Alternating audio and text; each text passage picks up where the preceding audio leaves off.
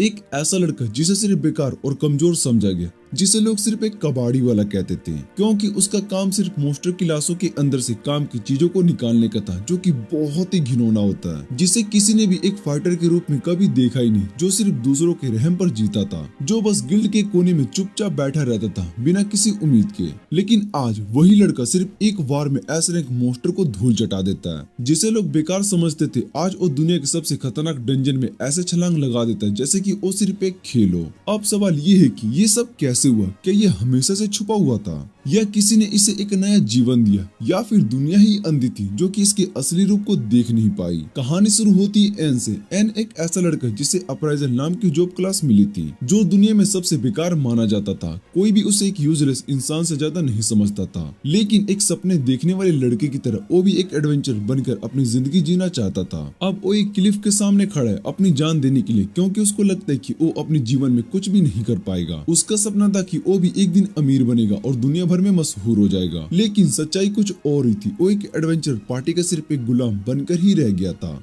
उनका सामान उठाना, लूट समेटना और बस थोड़ा सा पैसा कमा पाना, बस इतना ही उसकी जिंदगी में रह गई थी। इसके बाद हम थोड़ा पीछे का सीन देखते हैं, जहाँ पर पार्टी का स्वॉर्डमैन जोड और उसकी विजार्ड गर्लफ्रेंड जुलेन उसे एक बेकार इंसान की तरह ट्रीट करते थे। येन चाहे जितना भी मेहनत करी, उनके लिए वो सिर्फ एक फ्री का नौकर था। एक दिन जब जोड और जुलेन एक जायंट रैट मॉन्स्टर से लड़ रहे होते, तब एन उनके पीछे खड़ा होकर बस देख रहा था। जब मॉन्स्टर मर गया, तब उसका काम था लाश का इंस्पेक्शन करना और वैल्यूएबल चीजें निकालना, लेकिन एन के पास स्ट्रेंथ नहीं थी, जिस वजह से वो मॉन्स्टर के दांत को भी नहीं खींच पा रहा था। जब उसने मदद मांगी तो जोड उस पर गुस्सा हो गया। उसने एक पत्थर उठाकर एन पर फेंक दिया और उससे कहा कि अगर तू इतना छोटा सा काम भी नहीं कर सकता तो किसी पार्टी में होने का तेरा कोई भी हक नहीं है। येन अंदर ही अंदर बहुत ही गुस्सा था, लेकिन उसके पास कोई दूसरा ऑप्शन भी नहीं होता है। वो जानता था कि अगर इसने पार्टी से निकाल दिया तो कोई दूसरी पार्टी उसको कभी भी हायर नहीं करेगी। उसने अपना गुस्सा दबा लिया और जबरदस्ती मॉन्स्टर के दांत को खींच लिए। थोड़ी देर के बाद वो दोनों जोड और नोलेन के साथ आगे बढ़ने लगा। तभी उन्हें एक मॉन्स्टर की लाश मिली। ये एक हेल हाउंड था। ये मॉन्स्टर बहुत ही ताकतवर होता है और इनके पार्ट्स मार्केट में बहुत ही महंगे बिकते हैं। जोड और नोलेन बहुत ही एक्साइटेड हो गए होते हैं और येन को तुरंत काम पर लगा दिया, लेकिन येन को सिचुएशन थोड़ी अजीब लग रही थी। उसने जोड से कहा कि ये हेल हाउंड्स इस फ्लोर पर कैसे हो सकते हैं, ये यहाँ पर नहीं मिलते हैं। लेकिन जोड बस हंस दिया, तो सोचना बंद कर और काम कर, ये सब तेरे पे स्केल से बाहर की बातें। जुलेन भी हंसी और उसने बोला कि अगर तुझे इतना ही डर लग रहा है तो तू भाग जा, पर याद रखना बिना किसी पेमेंट के तुझे हमारी पार्टी से निकाल दिया जाएगा। येन ने अपनी फ्रस्ट्रेशन दबाई और चुपचाप हेल हाउंड्स की लाश का डिसमेंटलिंग करने लगा। जब वो काम कर रहा था, तभी जोड और नोलेन को थोड़ी दूर पर एक और लाश दिखाई दी।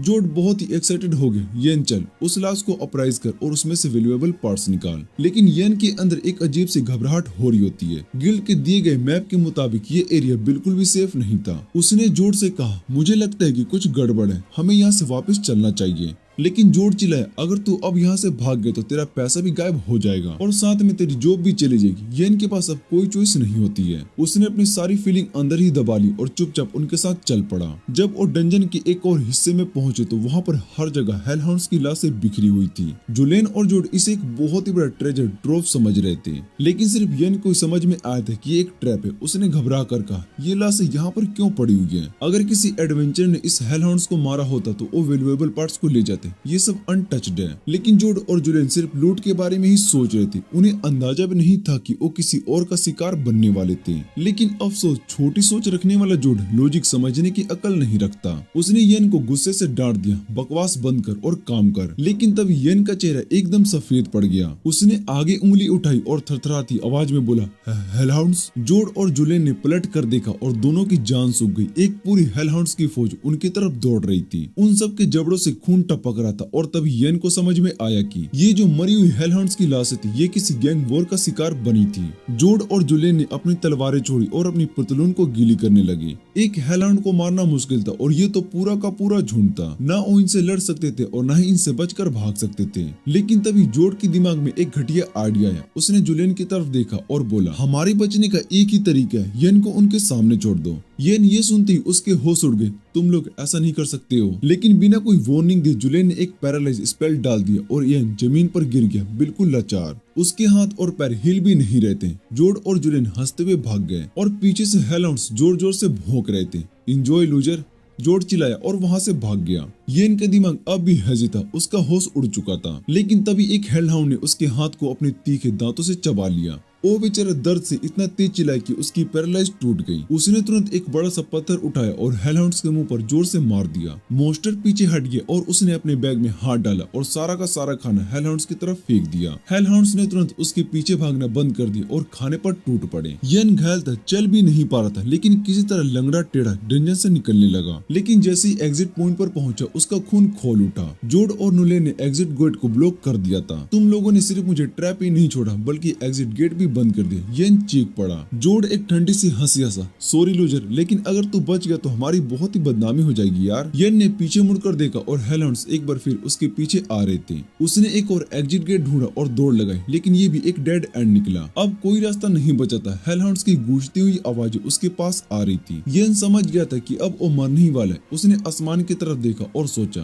काश मैंने एडवेंचरर बनने का सपना नहीं देखा होता, काश मैंने एक नॉर्मल लंबी जिंदगी जी होती। पर अब सोचने का कोई फायदा नहीं था। यन ने एक गहरी सांस ली और पीछे मुड़ने की वजह उसने एक और रास्ता चुना। वो खुद ही क्लिफ के नीचे कूद गया। हवा में गिरते वक्त उसके दिमाग में सिर्फ एक ही सोच थी, मेरी जिंदगी भी एक लूजर की तरह चली और लूजर की तरह ही खत्म हो रही है। उसका गिरना और गिरना चलता रहा और फिर एक जोर का झटका आया। यन जमीन से टकरा गया। उसका पूरा शरीर छल्ली हो चुका था, खून हर जगह था। वो मरने ही वाला था। तभी एक अजीब सी चीज हुई, लेकिन वो ग्लिच हो रही थी, कभी दिख रही थी तो कभी गायब हो रही थी, जैसे कोई सपना हो, जैसे कोई इल्यूजन हो। उसने धीरे से यन की तरफ कदम बढ़ाया और यन अभी भी होश में था, लेकिन उसका दिमाग अब धीरे धीरे बंद हो रहा था। और तब लड़की ने उसके माथे पर एक हल्का सा किस किया और उसी पल यन बेहोश हो गया। लेकिन अब उसकी आंखें खुली तो सब कुछ बदल चुका था। वो एक छोटी सी चमकती हुई मैजिकल झील में था, एक विशाल पेड़ के नीचे। उसने अपने हाथ देखे, सारे घाव, सारी चोट, सब कुछ गायब हो चुका था। उसने झील के पानी को एनालाइज करने की कोशिश की, लेकिन उसका दिमाग एकदम झटका खा गया। ये पानी तो एस रैंक आइटम था, यार्डसेल ड्रॉप्स, वो लेजेंडरी पानी जो किसी भी बीमारी या घाव को तुरंत ठीक कर सकता है। यन की जिंदगी बदलने वाली थी। यन बड़े पेड़ को ध्यान से देखता है और उसे एहसास होता है कि ये यार्डसेल है, वर्ल्ड ट्री जो कि अनंत माना उत्पन्न करता है। वो हैरान रह जाता है क्योंकि जितना उसे पता था दुनिया के इकलौता वर्ल्ड ट्री बहुत ही साल पहले मुरझाकर गायब हो चुका था। माना सिर्फ वर्ल्ड ट्री से ही मिलता था, लेकिन जब वो खत्म हो गया तब लोग भी माना का यूज करते थे। इस वजह से स्कॉलर्स को लगा कि और भी वर्ल्ड ट्रीज होंगे और उन्होंने बहुत ढूंढा पर कभी भी सफलता नहीं मिली। ये पेड़ इतनी गहराई में छुपा था, विश्वास नहीं होता। यन सोचता है। उसका मन भर आता है क्योंकि इस पेड़ ने उसकी जान बचाई थी। वो धीरे से उसके तने को हाथ लगाता है और शुक्रिया कहने लगता है। तभी उसे हल्की सी आवाज सुनाई देती है, जैसे कोई धीरे से बोल रहा हो। वो आसपास देखता है पर कोई भी नहीं होता। उसे लगता है कि शायद से वो कोई भ्रम था। अब उसके पास एक ही रास्ता था, डंजन में और आगे बढ़ना, ताकि किसी और तरह की सरफेस तक पहुंच सके। जाने से पहले वो एक बार फिर से पेड़ की तरफ देखता है और उसका शुक्रिया अदा कहकर आगे बढ़ जाता है। दूर कहीं एक लड़की जो इसे देख रही थी कुछ बोलने की कोशिश करती पर शब्दों का साथ नहीं मिलता। यन सोचता है कि ये जगह कितनी मुश्किल होगी क्योंकि अब तक किसी भी गिल्ड ने इतनी गहराई तक कदम नहीं रखा। फिर भी उसके पास कोई दूसरा रास्ता नहीं, इसलिए वो आगे बढ़ता रहता है। काफी देर तक कोई भी मॉन्स्टर दिखाई नहीं देता और इसी वजह से वो थोड़ा आराम महसूस करता है। लेकिन तभी एक तेज वार उसके एक कान को काट देता है और वो चौंक जाता है। पर उसके रिएक्ट करने से पहले एक और वार होता है जो कि उसकी उंगलियां काट देती है। उसके सामने एक एस-रैंक मॉन्स्टर होता है जिसमें ज्यादा ताकत नहीं है, पर उसकी रफ्तार इतनी तेज है कि आंखों से भी मुश्किल से दिखाई दे। वो इतनी तेजी से अटैक करता है कि यन के पास भागने का कोई मौका नहीं होता। एक के बाद एक तेज वार उसके शरीर पर पड़ने लगता है। यन किसी तरह लौटकर वर्ल्ड ट्री के पास पहुंचने की कोशिश करता है, लेकिन मॉन्स्टर उस पर आखिरी वार करने के लिए तैयार होता है। लेकिन तभी कुछ अजीब होता है और मॉन्स्टर अचानक से रुक जाता है। यन पीछे मुड़कर देखता है और उसके होश उड़ जाते हैं। उसके सामने एक बड़ा सा मॉन्स्टर आकर खड़ा हो गया होता है। डंजन का सबसे खतरनाक शिकारी एक भयानक ब्लैक बियर जो कि तुरंत उसे छोटे मॉन्स्टर पर टूट पड़ता है। वो उसे छल कर रख देता है और फिर यन की तरफ देखता है और एक ही बार में उसका चेहरा चीर देता है। यन चिल्लाने लगता है और दर्द से बिल्कुल बेहोश होने वाला होता है। बियर उसे उठाकर जोर से दबाता है जैसे कि उसकी हड्डियां तोड़ देगा। उसे लगता है कि यही उसका अंत है, पर तभी एक तेज तलवार की चमक होती है और एक ही बार में ब्लैक बियर गिर जाता है, वो भी मरा हुआ। यन होश खो चुका था, पर जाने से पहले उसकी आंखों के सामने एक छोटी सी परछाई दिखाई देती है। कोई उसके पास खड़ा है। मैंने सिर्फ इसलिए मदद की क्योंकि मुझे किसी खास ने कहा था। यन ये सुनता है और उसकी आंखें बंद हो जाती है। जब वो होश में आता है तो वो वापस से वर्ल्ड ट्री के नीचे होता है। पूरा का पूरा इलाज हो चुका होता है उसका। यन की आंख पूरी तरीके से ठीक हो चुकी होती है और वो जैसे ही अपनी नई आंख को देखता है उसके सामने एक लड़की दिखाई देती है, सफेद कपड़ों में, एक प्याली चाय हाथ में मुस्कुराती हुई। हुई। उसकी खूबसूरती को देखकर यन बस वहीं का वहीं रुक जाता है, जैसे वो कोई झाड़ू हो। वो अभी भी उस लड़की को देख ही रहा होता है, तभी उसके पास एक छोटी सी लड़की आ जाती है और वो बोलती है कि उसके बारे में कोई अजीब सोच मत रखना। एन नहीं समझ पाता है कि वो क्या कह रही है, और ये छोटी सी लड़की जो कि बिल्कुल फ्लैट है, आखिर में एक खूबसूरत लड़की को अपनी बेटी क्यों बता रही है। लड़की गुस्से में देखती है, मेरी बेटी के लिए ऐसा मत सोचना, और ये चाय पियो, इसने तुम्हारे लिए ये बनाया है। उसके कहने से पहले जबरदस्ती वो एन को चाय पिला देती है, लेकिन चाय वाकई में लाजवाब होता है। तभी एन को पता चलता है कि ये छोटी लड़की असल में यूर्सुला वर्ल्ड ट्री की गार्डियन है, और जो खूबसूरत लड़की उसके सामने खड़ी है उसका असली नाम यूरी है, पर वो यूर्सुला की बेटी नहीं है। उर्सुला साफ कह देती कि उसे किसी की जान बचाने में कोई रुचि नहीं है, लेकिन सिर्फ यूरी की जिद की वजह से उसने डंजन में आकर येन की मदद की। येन अब भी इस बात पर अटका होता है कि यूर्सुला वर्ल्ड ट्री की गार्डियन है। तभी यूर्सुला एक और सच बताती कि इस दुनिया में 9 वर्ल्ड ट्री है, और हर एक की अपनी एक गार्डियन होती जो कि उसकी सुरक्षा करती है। लेकिन असली झटका तब लगता है जब यूर्सुला बताती कि यूरी असल में एक इंसान नहीं बल्कि वर्ल्ड ट्री की आत्मा है। यूरी को शुरू से उर्सुला ने संभाला, इसलिए वो उसे अपनी माँ बताती है। येन बिना सोचे बोल पड़ता है कि यूरी वाकई में बहुत ही खूबसूरत है। यूर्सुला तुरंत उसकी तरफ गुस्से से देखती है, अगर तूने उस पर लाइन मारने की कोशिश भी की तो मैं वो तेरी आंख निकाल दूंगी, जिससे कि मैंने मुश्किल से बनाया है। ये सुनकर येन को याद आता है कि उसकी आंख तो बियर ने खराब कर दी थी। यूर्सुला उसको समझाती कि वर्ल्ड ट्री की बूंदी उसके घाव को भर सकती, लेकिन नई आंखें नहीं बना सकती। तभी यूरी ने चाहा कि येन दोबारा से देख सके और भी मजबूत बन सके। इस वजह से यूर्सुला ने एक खास आंख बनाई जो कि वर्ल्ड ट्री के एक हिस्से से तैयार की गई थी। ये सुनकर येन पूरी तरीके से शोक में आ जाता है और यूरी से पूछते तुम मेरे लिए इतनी चिंता क्यों कर रही हो। यूरी धीरे से मुस्कुराती है और वो कहती है क्योंकि तुमने मुझे शुक्रिया अदा किया था। येन इस बात का मतलब नहीं समझता, पर उर्सुला उसे समझाती है कि लेकिन जब यूरी ने उनकी जान बचाई तो किसी ने भी उसका धन्यवाद नहीं किया। इसके बजाय जब उन्हें पता चले कि वो वर्ल्ड ट्री है तो उन्होंने उसकी शाखाएं तोड़नी शुरू कर दी। इस वजह से येन का सिर्फ एक छोटा सा थैंक यू भी यूरी के लिए बहुत ही बड़ी बात थी। येन फिर से यूरी का शुक्रिया अदा करता है उसकी जान 2 बार बचाने के लिए, और यूरी हल्की सी लाल पड़ जाती है। लेकिन तभी यूर्सुला उस मोमेंट को बिगाड़ देती है और वो कहती है कि अब जब तुम ठीक हो गए हो तो हमारे घर से निकल जाओ। लेकिन यूरी बोल पड़ती है कि अभी नहीं, अगर ये ऐसे ही बाहर गया तो ये वहीं पर मर जाएगा। यूरी अपनी माँ से गुजारिश करती है कि वो येन की मदद करे। वो इतनी जोर से रोती है कि यूर्सुला मान जाती है। ठीक है, इस बेवकूफ को मरने से बचाने के लिए मुझे कुछ करना ही पड़ेगा। यूर्सुला फैसला करती है कि जब तक येन इतना स्ट्रॉन्ग नहीं हो जाता कि वो खुद से डंजन से बाहर निकल सके तब तक वो उसको ट्रेनिंग करेगी, कि खुद से डंजन से बाहर नहीं निकल सके तब तक वो उसकी ट्रेनिंग करेगी। यूर्सुला बिना किसी वार्निंग के उसे सीधा डंजन में खींच ले जाती है। येन अभी भी ये सोच रहा होता है कि मुझसे ये ट्रेनिंग नहीं होने वाली है। यूर्सुला उसे एक अंधेरी कॉरिडोर में लेकर जाती है और वो कहती है कि आगे देखो।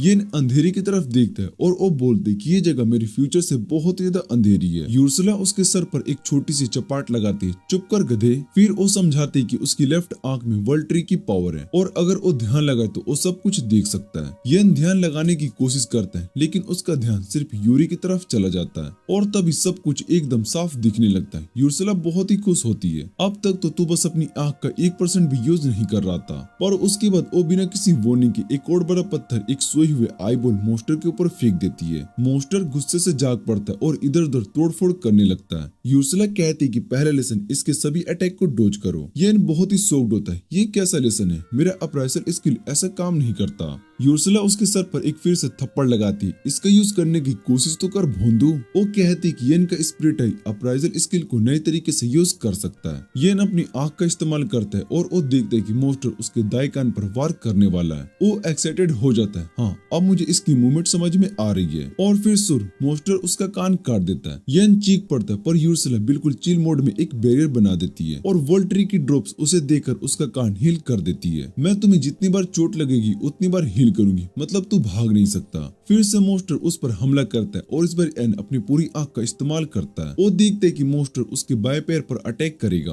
वो अटैक के एग्जैक्ट टाइमिंग देखकर साइड हो जाता है, यस मैंने डोज कर लिया। पर तभी पीछे से एक और बार मोस्टर उसका ध्यान भटकाता है और फिर ऊपर से एक और बार करता है। यूर्सुला गुस्से से बस एक बार बच गया और खुद को हीरो बता रहा है, ध्यान लगा वरना फिर से कान कट जाएगा। पूरा एक हफ्ता येन की मोस्टर के अटैक को डोज करने में प्रैक्टिस में निकल जाते हैं। अब वो सिर्फ अटैक का लोकेशन ही नहीं टाइमिंग भी समझ सकता है, लेकिन जैसे ही वो ओवर कॉन्फिडेंट होता है मोस्टर उसे छुपकर अटैक कर देता है। यूर्सुला हमेशा की तरह उसे हील करती है और वो कहती है पहले लेसन पास, अब सेकंड ट्रेनिंग स्टार्ट होती है। असली ट्रेनिंग तो अब शुरू होती है। यूर्सला अब सीधा चैलेंज देती है, अब तुझे इस आई बॉल बैट को हराना होगा। यन तुरंत बोल पड़ता है कि मेरी जॉब क्लास कॉम्बैक्ट के लिए सही नहीं है। यूर्सला उसके सर पर जोर से थप्पड़ मारती है और वो बोलती है रोना बंद कर और ये ले। वो वोल्ट्री की एक शाखा तोड़कर उसे देती है, इसे वेपन की तरह यूज कर और अपने दुश्मन को हरा। यन सोचता है कि अब जब वो मॉन्स्टर के मूवमेंट को देख सकते उसे हरा पाना आसान होगा, लेकिन जैसे ही वो अटैक करते उसे एहसास होता है कि उसके अटैक मॉन्स्टर तक पहुंच ही नहीं रहे। वो यूर्सला से पूछते कि मुझे कोई और टिप्स दोगी। यूर्सला उसकी तरफ देखती है, खुद सोच स्पिरिट आइज का यूज कर। यन ध्यान से मॉन्स्टर की मूवमेंट्स को ऑब्जर्व करते हैं और तभी बिना किसी वार्निंग के उसका अप्राइजल स्किल अपग्रेड हो जाता है। अब वो मॉन्स्टर की हर एक मूवमेंट को स्लो मोशन में देख सकता था। जैसे ही मॉन्स्टर अगली बार अटैक करने के लिए आगे बढ़ता है, यन उसे एक ही काउंटर अटैक में जमीन पर पटक देता है। वो खुद हैरान रह जाता है, मैं इतना स्ट्रॉन्ग कैसे हो गया। पर तभी टप उर्सला उसे एक जोर से कराटे कोप उसके सर पर देती है। बस एक ही मॉन्स्टर को हरा दिया और अपने आप को हीरो समझने लगा। अब अगला टास्क इस फ्लोर के सभी आई बॉल बैट्स को हराओ। यन तुरंत काम पर लग जाता है और जितनी जल्दी यूर्सला ने सोचा था उससे भी पहले सारे मॉन्स्टर को खत्म कर देता है। यूर्सला अब उसे नया लेसन देती है, अब तुझे मॉन्स्टर की एबिलिटीज को देखकर उसको कॉपी करना है। यन तुरंत मना कर देता है, ये तो नामुमकिन है। यूर्सला, हाँ ह्यूमंस के लिए नामुमकिन, लेकिन स्पिरिट आइज के साथ तू ये कर सकता है। यन सोचते है कि कोशिश करके देखनी चाहिए। वो मॉन्स्टर को घूरने लगता है और तभी उसी मॉन्स्टर की सुपर एक्सेलरेशन एबिलिटी मिल जाती है। एक पल के लिए उसका दिमाग फटने वाला महसूस होता है, जैसे उसके अंदर बहुत ही नई इन्फॉर्मेशन आ गई हो। यूर्सला तुरंत कहती कि अब इस स्किल का यूज करके दिखाओ। यन रेडी होता है, देखती जाओ। वो स्टार्ट पोजीशन में आता है और फिर एकदम तेजी से भागता है, जैसे मेरा दोस्त मेरे से खाना छीनकर भाग जाता है। पर तभी सब कुछ चौपट हो जाता है। उसकी स्पीड इतनी तेज होती कि उसकी मसल्स उसका साथ नहीं देती और वो सीधा जमीन पर गिरता है। उर्सला उसके ऊपर हंसती है और ओवल ट्री के ड्रॉप्स हील कर देती है, दोबारा ट्राई कर। येन अब कंफ्यूज हो जाता है, पर मेरी बॉडी इस स्पीड को हैंडल नहीं कर सकती। यूर्सला, इसलिए अब तू तब तक प्रैक्टिस करेगा जब तक कि तेरी बॉडी उसको बर्दाश्त करना ना सीख ले। एक के बाद एक बार वो दोबारा से भागता है, गिरता है, यूर्सला उसे हील करती और वो फिर से रिपीट। हजारों बार ये सब होने के बाद एक दिन उसका शरीर इस स्पीड की आदत डाल लेता है। अब उर्सला उसके सामने नया चैलेंज रख देती है, अब तुझे मेरी एबिलिटीज को अप्राइज करना होगा। येन बहुत ही एक्साइटेड हो जाता है, मुझे क्या सीखना है, और बिना किसी वार्निंग के यूर्सला एक फायरबॉल सीधा उसके मुंह पर छोड़ देती है। येन शौक में चिल्लाता है, ये क्या था। यूर्सला हंसकर कहती है कि मुझे ये सीखना है कि बिना किसी स्पेल चेंट किए मैजिक कैसे कास्ट करते हैं। येन तुरंत अप्राइज करने की कोशिश करता है, लेकिन उससे पहले एक और फायरबॉल सीधा उसके मुंह पर लगती है और वो एक मीडियम रोस्ट बन जाता है। यूर्सला उसका इलाज करती है और फिर थोड़ी देर के बाद फिर से उस पर अटैक कर देती है। दूसरी तरफ एन बिना किसी स्पेल चेंट किए फायरबॉल चलाना सीख जाता है, लेकिन जल्द ही गिर जाता है क्योंकि उसके पास माना बहुत ही कम होता है। अचानक वोल्ट्री का एक ड्रॉप यूरी से गिरता है और तुरंत उसका माना रिफिल कर देता है और उसकी माना कैपेसिटी भी बढ़ा देता है। येन अपनी ट्रेनिंग लगभग आधे महीने तक करता है और अब एक साथ 100 से भी ज्यादा फायरबॉल चला सकता है। साथ ही वो इंटरमीडिएट मैजिक भी यूज कर सकता है। यूर्सला उससे कहती कि अब वो अकेले डंजन को एक्सप्लोर करने के लिए तैयार है, लेकिन उससे पहले एक अंतिम टेस्ट होगा। वो उसे एक डेथ बियर से लड़ने के लिए लेकर जाती है, लेकिन येन अपने पुराने ट्रॉमा की वजह से थोड़ा घबरा जाता है। लेकिन उर्सला उससे कहती कि स्ट्रॉन्ग बनने के लिए इतनी मेहनत कर चुका है, इसलिए उसे कॉन्फिडेंट रहना चाहिए। फिर उसे सीधा डेथ बियर के सामने ढकेल देती है। येन फायरबॉल को चलाता है, लेकिन उसकी एम बहुत ही खराब होती है और वो एक भी अटैक सही नहीं लगता। पर उसके फायरबॉल के धुएं का फायदा उठाकर वो अपनी सुपर स्पीड स्किल का यूज करके डेथ बियर के पीछे पहुंच जाता है। बियर उस पर हमला करता है, लेकिन येन सुपर अप्राइजल स्किल का यूज करके सब कुछ स्लो मोशन में देख लेता है और फिर वो एक पावरफुल विंड स्पेल चलाता है और उसके बाद वो बिना रुके फायरबॉल्स चलाता है जो कि लगती है और आधी नहीं लगती है, लेकिन आखिर में वो एस रैंक के मॉन्स्टर को गिरा ही देता है। फिर वो डेथ बियर की एबिलिटीज को अप्राइज करता है और उसकी S+ rank steel cutter absorb कर लेता है, जो उसके अटैक को एक्स्ट्राऑर्डिनरी ड्यूरेबिलिटी और piercing पावर देती है। ये सब करने के बाद उसके सर में दर्द होने लगता है। स्किल अब्सॉर्ब करने के बाद उर्सला उससे कहती कि उसकी ट्रेनिंग कंप्लीट हो चुकी है और अब वो अकेले डंजन को एक्सप्लोर करने के लिए रेडी है। फिर वो उसे वोल्ट्री के पास लेकर जाती है और वो कहती कि जाने से पहले उसे एक अंतिम गिफ्ट देगी। ये गिफ्ट होता है वोल्ट्री का बचा हुआ एक स्पिरिट कोर। ये मना कर देता है, वो इसे नहीं ले सकता क्योंकि ये बहुत ही वैल्यूएबल है, लेकिन यूर्सला उसको समझाती कि ये बस एक उधार है क्योंकि वो जब भी मरेगा ये कोर वापस से वोल्ट्री में चला जाएगा। फिर वो अपनी मैजिक का यूज करके स्पिरिट कोर को एन की प्रोस्थेटिक आइस के साथ फ्यूज कर देती है। एन को इसमें कोई फर्क महसूस नहीं होता।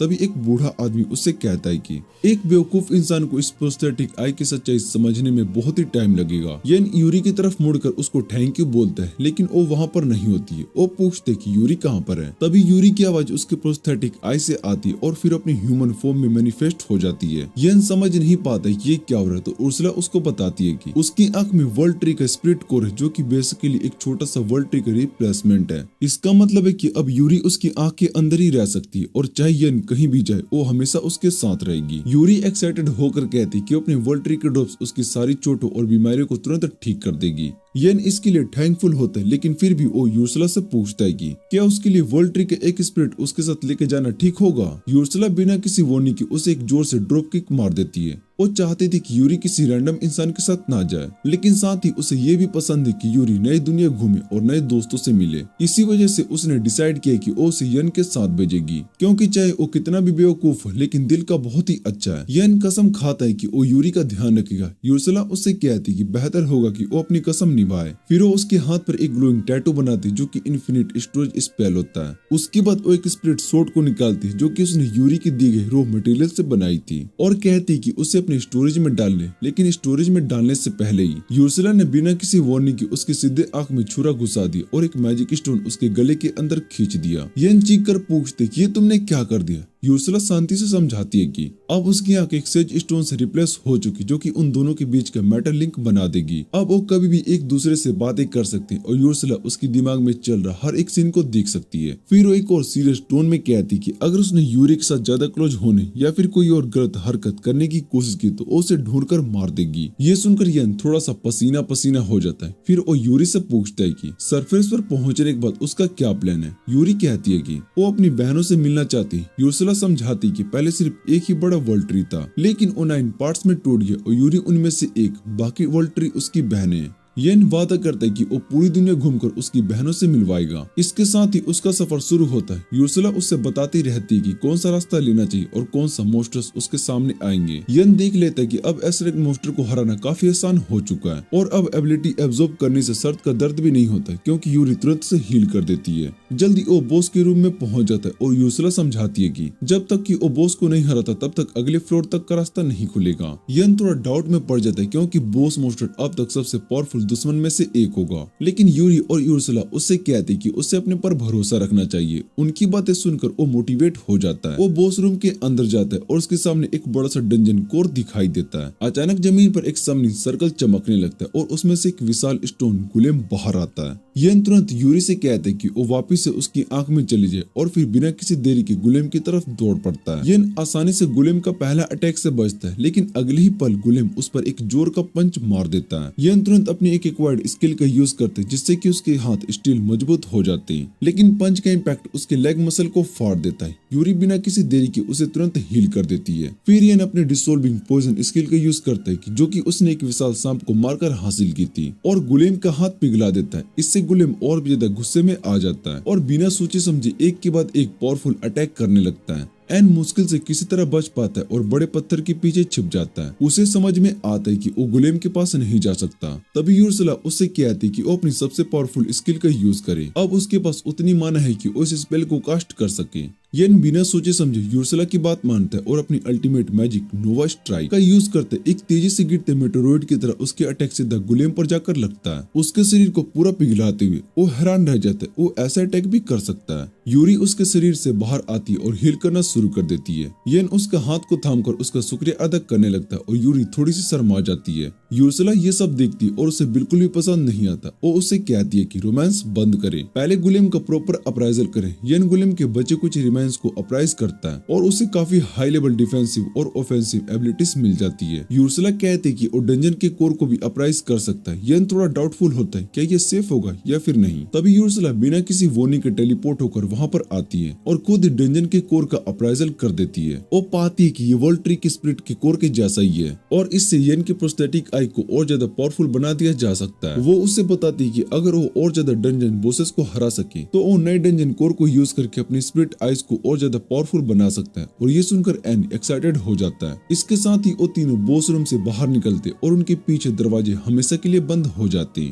यूर्सुला समझाती कि अब डंजन कोर गायब हो चुका है, अब ये डंजन हमेशा के लिए सील हो गया। इसका मतलब है कि वर्ल्ड ट्री तक पहुंचने का रास्ता भी बंद हो चुका है और जिस छेद से अंदर गिरा था वो भी सील हो गया होगा। यूर्सला कहती कि अब वो कोई भी वर्ल्ड ट्री तक नहीं पहुंच सकता। इसका मतलब उसे वहाँ पर रखवाली करने की कोई जरूरत नहीं है। वो डिसाइड करती कि वो भी यूरी और येन के साथ चलेगी। कुछ समय के बाद तीनों फाइनली सरफेस पर पहुंच जाते हैं। इसी दौरान एक शहर के बारे में एक स्वॉर्डमैन जो कि जोड होता है अपने कुछ एडवेंचरस दोस्तों के साथ बैठकर दारू पी रहा होता है। वो उन्हें एक कहानी बताने लगता है कि कैसे उसकी पार्टी डंजन में हेलहाउंड से घिर गई थी और उन्हें लगा था कि वो वहाँ से जिंदा नहीं बच पाएंगे। लेकिन जोड सच को तोड़ मोड़ कर कुछ और ही कहानी सुनाने लगता है। वो सबके सामने ये दिखाने लगता है कि ये ने खुद को कुर्बान कर दिया ताकि उसकी पार्टी बच सके। वो अपनी बातों में इतना दुख दिखाता है कि दूसरे एडवेंचरस उसके लिए सिंपैथी महसूस करने लगते हैं। लेकिन जैसे जोड येन को अपने पीछे खड़ा देखते है वो अपनी ड्रिंक तुरंत थूक देता है। वो हैरानी से चीखता है, तू तो अब तक जिंदा कैसे बच गया? येन एकदम कैजुअली कहता है कि मैंने बस मॉन्स्टर को हरा दिया। ये सुनकर जोड को यकीन नहीं होता और दूसरे एडवेंचरस उससे कहते हैं कि उससे खुश होना चाहिए कि उसका सेवियर अभी भी जिंदा है। तभी येन सभी को सच्चाई बताता है। वो सभी को बताता है कि जोड और जुलियन ने उसको पैरालाइज मैजिक से गिरा दिया था और उसे वहाँ पर मॉन्स्टर के बीच मरने के लिए छोड़ दिया था। ये सुनकर सारे एडवेंचरस गुस्से से धधक उठते हैं और जो भी हाथ लगता है वो जोड पर फेंकने लगते हैं। लेकिन येन सभी को रोक लेता है और वो कहते हैं कि चलो चाहे जो भी हो, जोड वही पहला इंसान था जिसने मुझे अपनी पार्टी में जगह दी। फिर वो इस हरामी का शुक्रिया अदा करता है और बस इतना कहकर वहाँ से चला जाता है। सब लोग हैरान रह जाते हैं क्योंकि अब उसका एटीट्यूड पूरी तरीके से चेंज हो चुका था। इसके बाद येन, यूरी और उर्सुला एक नए डंजन को एक्सप्लोर करने लगते हैं। वो एक के बाद एक पावरफुल डंजन बॉसेस को हरा रहे होते हैं और उनके ड्रैगन्स कोर्स अब्सॉर्ब कर रहे होते हैं। उनका असली लक्ष्य वर्ल्ड ट्री को ढूंढना होता है। लेकिन महीने गुजर गए होते और अब तक उन्हें कोई भी जानकारी नहीं मिलती है। एक दिन एक और डंजन ट्रिप से लौटते वक्त उन्हें दूर से चीखने की आवाज सुनाई देती है। तीनों तुरंत वहां पर पहुंचते हैं और वो देखते हैं कि कुछ मॉन्स्टर्स एक कैरेज पर अटैक कर रहे हैं। येन बिना किसी देरी के मॉन्स्टर का सफाई कर देता और उनकी एबिलिटीज अब्सॉर्ब कर लेता है। दूसरी तरफ यूरी और यूर्सुला घायल सैनिकों को हील करने में लग जाती है। उसके बाद येन कैरेज के अंदर जाता और एक गुलाबी बालों वाली लड़की को देखता है। लड़की तुरंत उसे देखते ही उस पर फिदा हो जाती है और उसे जोर से पकड़ लेती है। वो एक्साइटेड होकर कहती कि मेरा हीरो आ गया। येन पूरा कंफ्यूज हो जाता है, ये क्या हो रहा है यार? तभी उसे पता चलता है कि ये लड़की क्लाउडिया है, किंगडम की तीसरी प्रिंसेस, और उसके साथ जो आदमी वो जेस्पर मर्चेंट गिल्ड का लीडर है। क्लाउडिया येन और उसकी टीम को पैलेस में आने का इन्विटेशन देती है ताकि उसका प्रॉपर धन्यवाद कर सके। लेकिन जैसे ही वो पैलेस पहुंचती, क्लाउडिया बिना किसी शर्म के एन पर अटैक करने लगती है। लेकिन उसके पहुंचने से पहले यूरी बीच में आ जाती है और उसे डिक्लेयर करती कि मैं एन की पत्नी हूँ। येन ये सुनकर बहुत ही शॉक्ड में हो जाता है। लेकिन असली झटका उसे तब लगता है जब क्लाउडिया कैजुअली कहती कि मुझे कोई प्रॉब्लम नहीं है, मुझे दूसरी पत्नी बनने में कोई दिक्कत नहीं है। इतना सुनकर यूरी और क्लाउडिया के बीच में फुल आर्गुमेंट शुरू हो जाता है कि कौन पहली पत्नी और दूसरी पत्नी बनेगी। लेकिन सबसे बड़ा ट्विस्ट तब आता है जब मर्चेंट विस्पर सीधे एन के पास आता है। वो कहता है कि मुझे लगता है कि तुम्हें मुझसे शादी कर लेनी चाहिए। एन एकदम शॉक हो जाता है। क्या? उसने कभी सोचा नहीं था कि वो लड़कियों के साथ साथ लड़कों के लिए भी इतना अट्रैक्टिव हो सकता है। जेस्पर एक शरारती मुस्कुराहट के साथ कहते कि रिलैक्स, इसके पीछे एक खास वजह है। फिर वो एन और उसके साथियों को अपने ट्रेजरी में लेकर जाता है और समझाता है कि उसे रेयर जेमस्टोन कलेक्ट करने का शौक है और एन की लेफ्ट आई एक स्पिरिट कोर है, सबसे रेयर और वैल्यूएबल जेमस्टोन जो कि दुनिया में एग्जिस्ट करता है। ये देखकर हैरान हो जाता है कि जेस्पर ने उसका राज जान लिया। फिर मर्चेंट उसको एक कहानी सुनाता है जिसमें असली वर्ल्ड ट्री की बात होती है। वो बताता है कि वर्ल्ड ट्री ने अपनी सारी शक्ति खत्म करके डीमन लॉर्ड को सील कर दिया था और उसके बाद वो इस दुनिया से गायब हो गया। जेस्पर कहता है कि वो बहुत ही सालों से उस स्पिरिट कोर को ढूंढ रहा था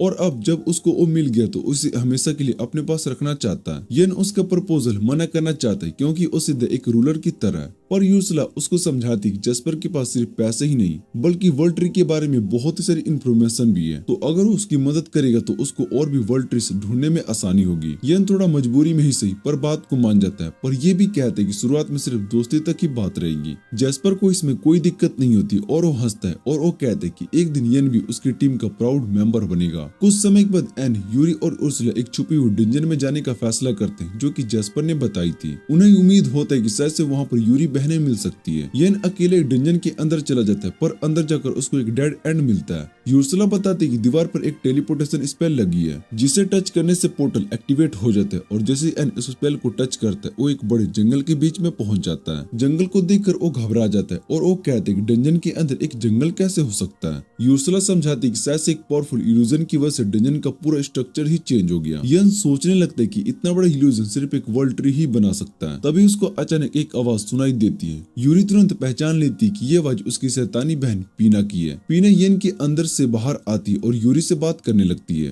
पीना यूरी से कहती कि उसको वापस देखकर बहुत ही खुश है और उसको डंजन के एंड में मिलने के लिए कहती है। येन उस शैतानी लोली से गुस्सा होकर कहते कि यूरी इतनी दूर से उससे मिलने आई थी तो डायरेक्ट टेलीपोर्टेशन मैजिक यूज करके सबको अपने पास क्यों नहीं बुला लेती। पीना कहती कि वो टेलीपोर्टेशन मैजिक नहीं चला सकती, इसलिए उन्हें खुद चलकर उनके पास आना पड़ेगा। यूरी बिना किसी शिकायत के मान जाती है। पीना हंसी मजाक में कहती कि यूरी को तो आराम से बैठ जाना चाहिए और अपने बॉयफ्रेंड को सारा काम करने देना चाहिए। यूरी ये सुनते ही शर्मा जाती। येन भी उसको कहते कि वापस उसकी आंख के अंदर चली जाए क्योंकि डंजन बहुत ही डेंजरस हो सकता है और उसके बिना वो और जल्दी रास्ते से गुजर सकेगा। पीना उसकी ओवर कॉन्फिडेंस का मजाक उड़ाती है और वो कहती है कि उसने जंगल में 100 से भी ज्यादा डेंजरस ट्रैप्स और मोस्टर्स छुपा रखे, कोई भी इंसान इस ट्रैप से नहीं बच सकता। और एन बस एक हल्की सी स्माइल देता है और वो कहता है कि देखते हैं। फिर वो सीधा चल पड़ता है और यूर्सला अपनी एनालाइज को शुरू कर देती है। ये अपनी राइट आइज का यूज करके ट्रैप्स का एग्जैक्ट लोकेशन जान जाता है और उसको डोज करते हुए जंगल में स्पीड रन कर देता है। पीना गुस्से से फ्रस्ट्रेट हो जाती है और वो चीख कर कहती है कम से कम प्रिटेंड तो कर लो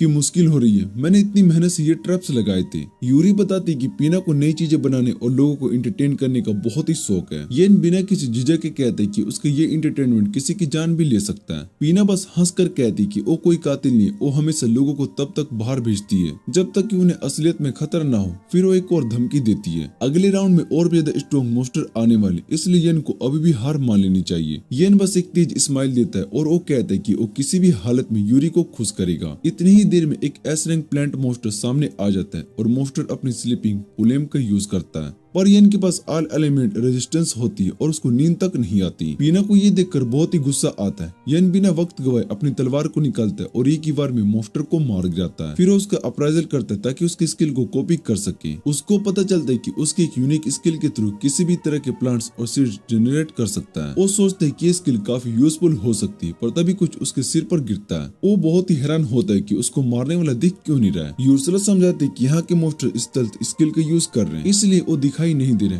पीना ये देखकर शौक हो जाती है कि येन की एक हेडशॉट लगने के बावजूद भी वो सीधा खड़ा कैसे है। येन हंसी में कहता है कि उसके पास सरप्राइज अटैक नलिफिकेशन है इसलिए इस तरह के अटैक का उस पर कोई असर नहीं होता और पीना और ज्यादा फ्रस्ट्रेटेड हो जाती है। इससे पहले कि वो और कुछ करे उर्सला उससे छुपे हुए मोस्टर का लोकेशन डिटेक्ट कर देती है। येन बिना सोचे समझे ग्रेविटी मैजिक का यूज करता है और सभी मोस्टर को 1 सेकंड में कुचल देता है। जैसे ही वो मरते हैं स्टेल आंट्स दिखना शुरू हो जाते हैं और येन तुरंत अप्राइजल स्किल का यूज करके उनकी स्टेल्थ स्किल और एक्सप्लोजिव लीपिंग पावर को कॉपी करता है और पीना गुस्से से चीख पड़ती है। फिर भी वो हिम्मत नहीं हारती और इस बार वो एक नहीं बल्कि 2 एस रैंक मोस्टर को एक साथ भेज देती है। पर येन अपनी सुपर स्पीड का यूज करता है और 1 सेकंड में दोनों को मार गिराता है। पीना जब ये सुनते कि येन सिर्फ एक अप्राइजर है वो भी इतना पावरफुल तो वो फाइनली हार मान लेती है। दूसरी तरफ जोड जो कि पहली एन की पार्टी में था बिल्कुल बर्बाद हो चुका है। गिल्ड में सब उससे दूर भाग रहे और जुलियन भी ऐसे बिहेव करे जैसे कि वो बिल्कुल लाचारी थी और जोड ने उसको फोर्स किया था ताकि वो एन को पैरालाइज करे। गिल्ड के कुछ बेवकूफ उसकी बात मान लेते और जोड को गिल्ड से निकाल देते। वो गुस्से से चिल्ला पड़ता है कि सब कुछ एन की वजह से ही हुआ है, अगर वो चुपचाप मर गया होता तो ये सब नहीं होता। वो बेइज्जती से गुस्से में एक हाई डिफिकल्टी क्वेस्ट लेने का फैसला करता है ताकि अपनी रेपुटेशन को वापस बना सके। उसका टारगेट होता है एक सी रैंक का मोस्टर जो कि उसी डंजन में छुपा होता है जिसमें पीना का सीक्रेट एंट्रेंस है। जैसे ही वो दीवार पर हाथ रखता है उसके सामने टेलीपोर्टेशन स्पेल एक्टिवेट हो जाता है। अगली पल वो भी जंगल में आ जाता है और वो सोचता है कि यहाँ पहले कुछ स्ट्रॉन्ग मोस्टर ढूंढने चाहिए।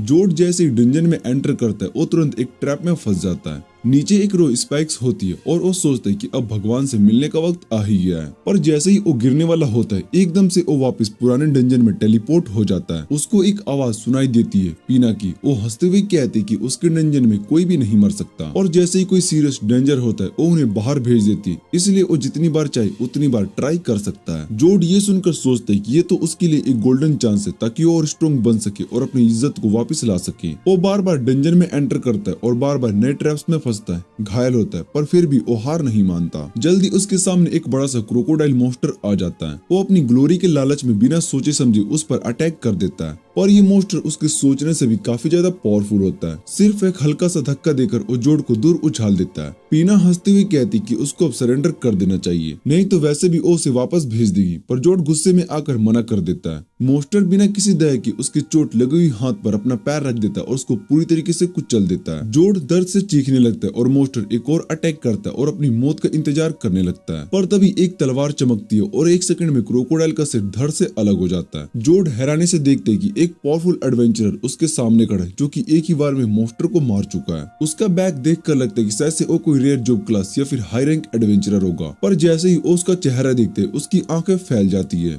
तू यहाँ पर क्या कर रहा है? जोड शौक में चिल्ला पड़ता है और एक गार्बेज पिकर जैसा इतना पावरफुल मोस्टर को कैसे मार सकता है? यन सिर्फ एक छोटी सी स्माइल देता है और वो कहता है कि बस थोड़ी एक्सरसाइज हो गई। फिर वो जोड की चोटों को देखता है और उसे हील करने के लिए कहता है। यूरी होली वाटर उसके जख्मों पर डालती है और एक सेकंड में पूरा ठीक हो जाता है। जोड का दिमाग और भी घूमने लगता है, पर इससे पहले कि वो और सवाल करे, यन बस अपना हाथ उठाता है और मैजिक से उसे सुला देता है। फिर वो पीना से कहते हैं कि इसे तुरंत बाहर भेज दो। इतना सब होने के बाद वो अपना टाइम वेस्ट किए बिना अपने स्पीड रन वापस शुरू कर देता है और बॉस रूम तक पहुंच जाता है। पीना हंसकर कहती है, बॉस रूम की उस पार में इंतजार कर रही हूँ। यन को टेंशन होने लगती है कि अगर उसने बॉस को हरा दिया तो कहीं वर्ल्ड ट्री का रास्ता हमेशा के लिए बंद न हो जाए। पर यूर्सला उसको समझाती कि जब तक डंजन कोर इंसिस्ट है ऐसा नहीं होगा। यन ये सुनकर बिना किसी हेजिटेशन के बॉस रूम में एंटर करता है। रूम के अंदर भी एक पूरा का पूरा फॉरेस्ट होता है। अचानक जमीन तेज हिलने लगती है। यन तुरंत हवा में उड़ता है और वो देखते है कि जमीन के नीचे एक विष है। यन के ऊपर टर्टल का पैर गिरने वाला होता है, पर बिल्कुल भी उसको छूता नहीं। तभी उसको समझ में आता है कि जायंट टर्टल सिर्फ एक इल्यूजन है। वो तुरंत अपनी स्पेशल स्किल यूज करके इल्यूजन को तोड़ देता है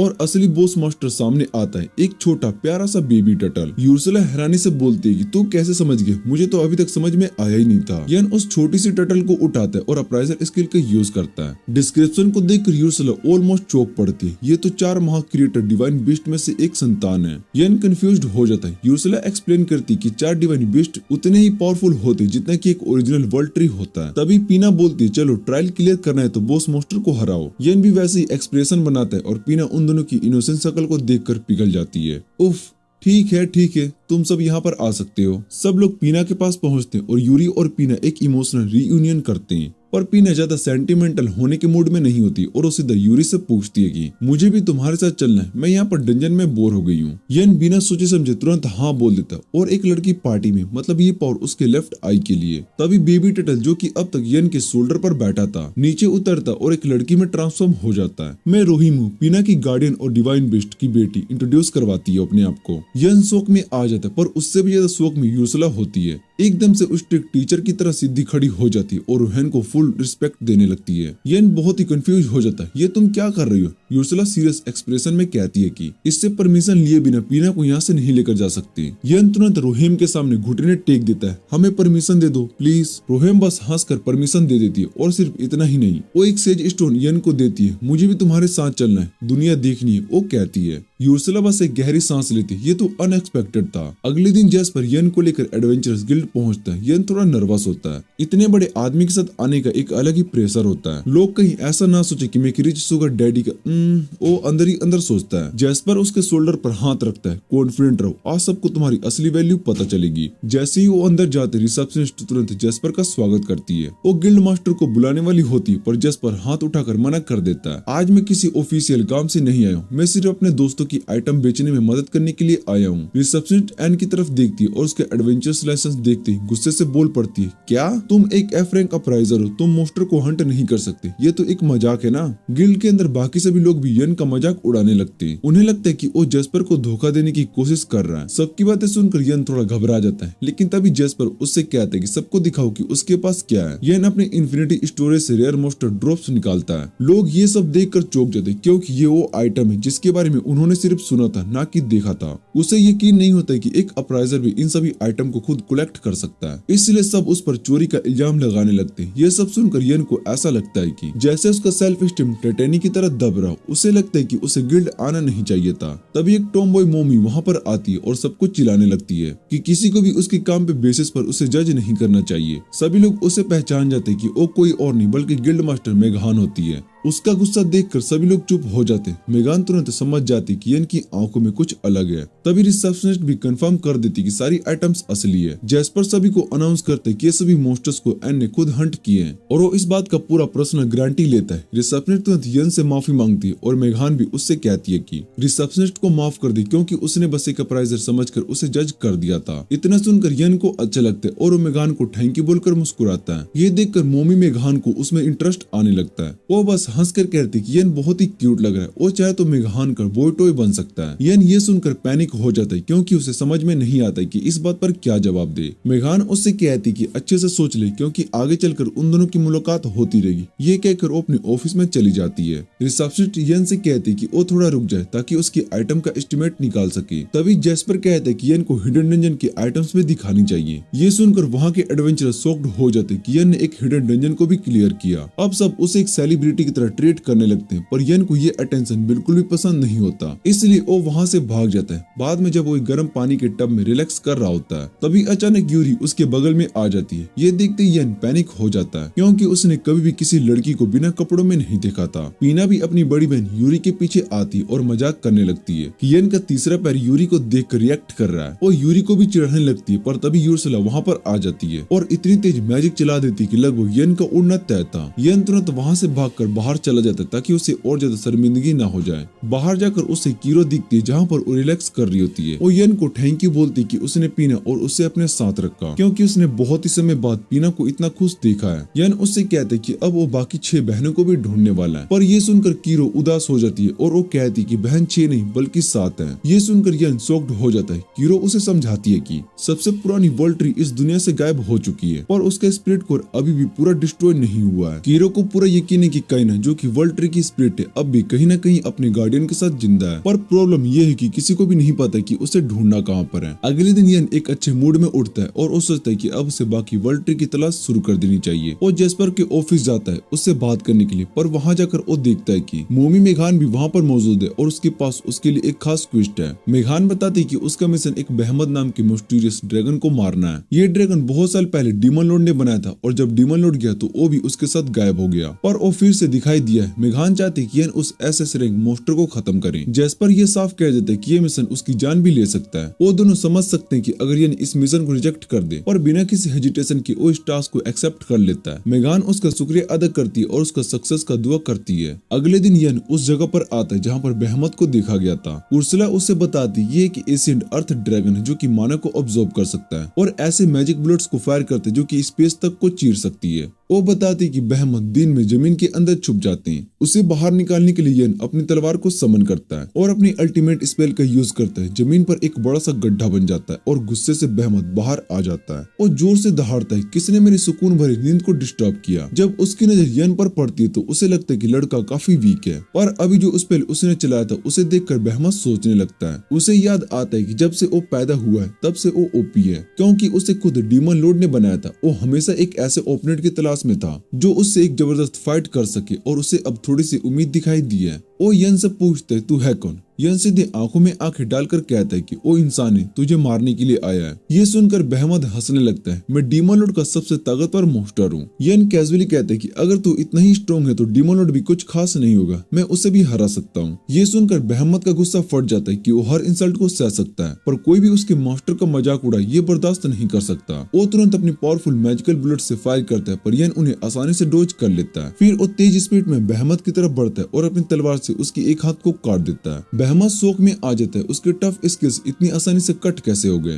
अब वो अपनी स्ट्रेटजी बदलने का सोचता है। वो जमीन के अंदर चला जाता है और सीधा यन के नीचे उसके सरफेस पर होता है। एक सेकंड में वो यन को अपने बड़े से मुंह में निगल लेता है। उसे लगता है कि अब बैटल खत्म हो गई, पर अगले ही पल उसका मुंह जोर से ब्लास्ट हो जाता है और वो हजारों टुकड़ों में उड़ जाता है। फिर भी ये सब होने के बावजूद बहमत अभी भी होश में है। बहमत को अब समझ में आ जाता है कि उसकी पहली और आखिरी बार है। उसने सिर्फ इस वजह से यन को अंडर एस्टिमेट किया था क्योंकि वो एक इंसान था और ये उसकी सबसे बड़ी गलती थी। वो कमजोर आवाज में पूछते कि तूने मुझे कैसे हराया? यन कैजुअली कहता है कि मैंने तेरा काम अंदर से तमाम कर दिया। बेहमत कंफ्यूज हो जाता है। यन समझाता है कि उसने पहले एनालाइज कर लिया था कि ड्रैगन की टफ स्किल्स माना ऑब्जर्व कर सकती है, मतलब बाहर से अटैक करना बेकार होता है, इसलिए उसने अल्टीमेट स्पेल सीधे बेहमत के अंदर ब्लास्ट किया, जिससे कि उसके बचने का कोई भी मौका नहीं मिला। और ये भी बताता है कि उसने एक पावरफुल बैरियर बनाया था ताकि एक्सप्लोजन का असर उस पर ना हो। बेहमत समझ जाता है कि यन से लड़ना उसकी लाइफ की सबसे बड़ी गलती थी। धीरे धीरे उसकी आत्मा धुआं बनकर हवा में घुलने लगती है और सिर्फ उसके बिखरे हुए रिमाइंस ही बच जाते हैं। यन उसका अप्राइजल करता है और बेहमत की एसएस रैंक स्किल कॉपी कर लेता है और उसको मिलता है मैजिकल अटैक, नलिफिकेशन, वैक्यूम और अर्थ मैनिपुलेशन। कुछ दिनों के बाद यन और यूरी एक स्पेशल इन्विटेशन पर रॉयल पैलेस पर पहुंचते हैं। ये बुलावा दिया होता है प्रिंसेस क्लाउडिया ने, जो बिना किसी परमिशन के ऑलरेडी डिसाइड कर चुकी होती कि वो यन की दूसरी बीवी बन चुकी है। यन उसकी स्टूपिडिटी से इरिटेट हो जाता है और क्लाउडिया कैजुअली बोलती है कि मैं बस तुम्हें अपने पापा से मिलवाना चाहती थी। यन ये सुनकर रिलैक्स होता है कि तभी किंग खुद एंटर करते हैं। वो एकदम स्टिफ हो जाता है और गोट की तरह फ्रीज होकर अपना इंट्रोडक्शन देने की कोशिश करता है। किंग बहुत ही सीरियस दिखते हैं, पर शॉकिंग बात ये होती है कि वो भी यन को बिना किसी परमिशन के अपना दामाद मान चुके थे। किंग यन का शुक्रिया अदा करते हैं बेहमत को हराने और अपनी बेटी की जान बचाने के लिए। वो इज्जत से झुकते हैं, पर यन हंसते हुए बोलता है मुझे नहीं, यूरी को थैंक्स बोलो, अगर वो नहीं होती तो मैं कुछ भी नहीं कर पाता। किंग यूरी का भी शुक्रिया अदा करता है और यन से कहते हैं कि उन्हें उसकी फ्यूचर अचीवमेंट्स का इंतजार रहेगा। फिर वो अपने काम के लिए निकलने लगते हैं और जाने से पहले यन को एक सिल्वर वॉच देते हैं जिस पर रॉयल एम्बलम बना होता है। इस वॉच की वजह से यन को कहीं भी बिना रोक टोक के जाने की परमिशन मिल जाती है। पहले तो उसे लगता है कि ये बहुत ही ज्यादा हो रहा है, फिर वो सोचते है कि उसके काम आ सकती है यूरी के फैमिली के बारे में और इन्फॉर्मेशन ढूंढने के लिए। इस बीच यन के बेहमत को हराने की कहानी पूरे शहर में फैल चुकी होती है। लोग अब उसे एक हीरो की तरह देखने लगते हैं, पर एक इंसान है जो कि खुश नहीं है, जोड। उसकी हालत अब एक लूजर की तरह हो गई और लोग उसे बस एक बेकार की तरह ट्रीट कर रहे थे। उसे यन से जलन होने लगती कि वो इतनी जल्दी इतना फेमस और स्ट्रॉन्ग कैसे बन गया। वो गुस्से में अंदर ही अंदर जल रहा होता है, पर उसमें इतनी हिम्मत नहीं होती कि यन के अगेंस्ट जा सके। तभी एक टेनेड मोमी उसके सामने आती है। वो एक मिस्टीरियस स्माइल के साथ बोलती है, मेरा नाम इंट है और मैं एक स्पिरिट हूँ, मैं तुझे वो पावर दे सकती हूँ जो तुझे अपना बदला लेने के लिए चाहिए। यन अचानक से बुरे सपने में फंस जाता है जो उसके पास्ट की यादों से भरा था। उसे दिखाई देता है कि जोड उसके साथ हमेशा की तरह बदतमीजी कर रहा है और उसका पास्ट सेल्फ एक लूजर की तरह बस चुपचाप सब कुछ बर्दाश्त कर रहा है। यन गुस्से में आकर अपने पास्ट सेल्फ को चीख कर समझाने की कोशिश करता है, पर बेकार, उसकी आवाज उस तक नहीं पहुंचती है। तभी एक और भी ज्यादा डरावना सीन सामने आता है। हेलहाउंड्स उसके आधे कटे हुए शरीर को चबा रहे होते हैं। ये देखकर यन का दिल दहल जाता है और उसे रियलाइज होता है कि अगर उसके साथ सब कुछ सही नहीं होता तो शायद से उसका यही हाल होता। उसकी लाश उससे घटिया आवाज में बोलती है कि तू सिर्फ इसलिए जिंदा है क्योंकि तेरी किस्मत अच्छी थी। वो उसका मजाक उड़ाती है, सच तो ये है कि तू एक लूजर है जो बस एक वॉल ट्री से टकराने की वजह से बच गया। तू चाहे जितना भी स्ट्रॉन्ग बनने का नाटक कर ले, तू अंदर से वही वीक और बेकार आदमी है। यन चिल्लाने लगता है, पर तभी उसकी नींद टूट जाती है। जैसे ही वो होश में आता है उसे पता चलता है कि यूर्सला उसके पास बैठी है। वो उससे पूछती कि सब ठीक है ना। यन घबराते हुए बोलता है, हाँ मैं ठीक हूँ, पर हम है कहाँ पर। यूर्सला उसे बताती है किंग से मीटिंग के बाद वो थकावट की वजह से गिर गया था और बस अब सोता ही रह गया था। वो कंप्लेंट करती कि यूरी तेरी वजह से बहुत ही परेशान है।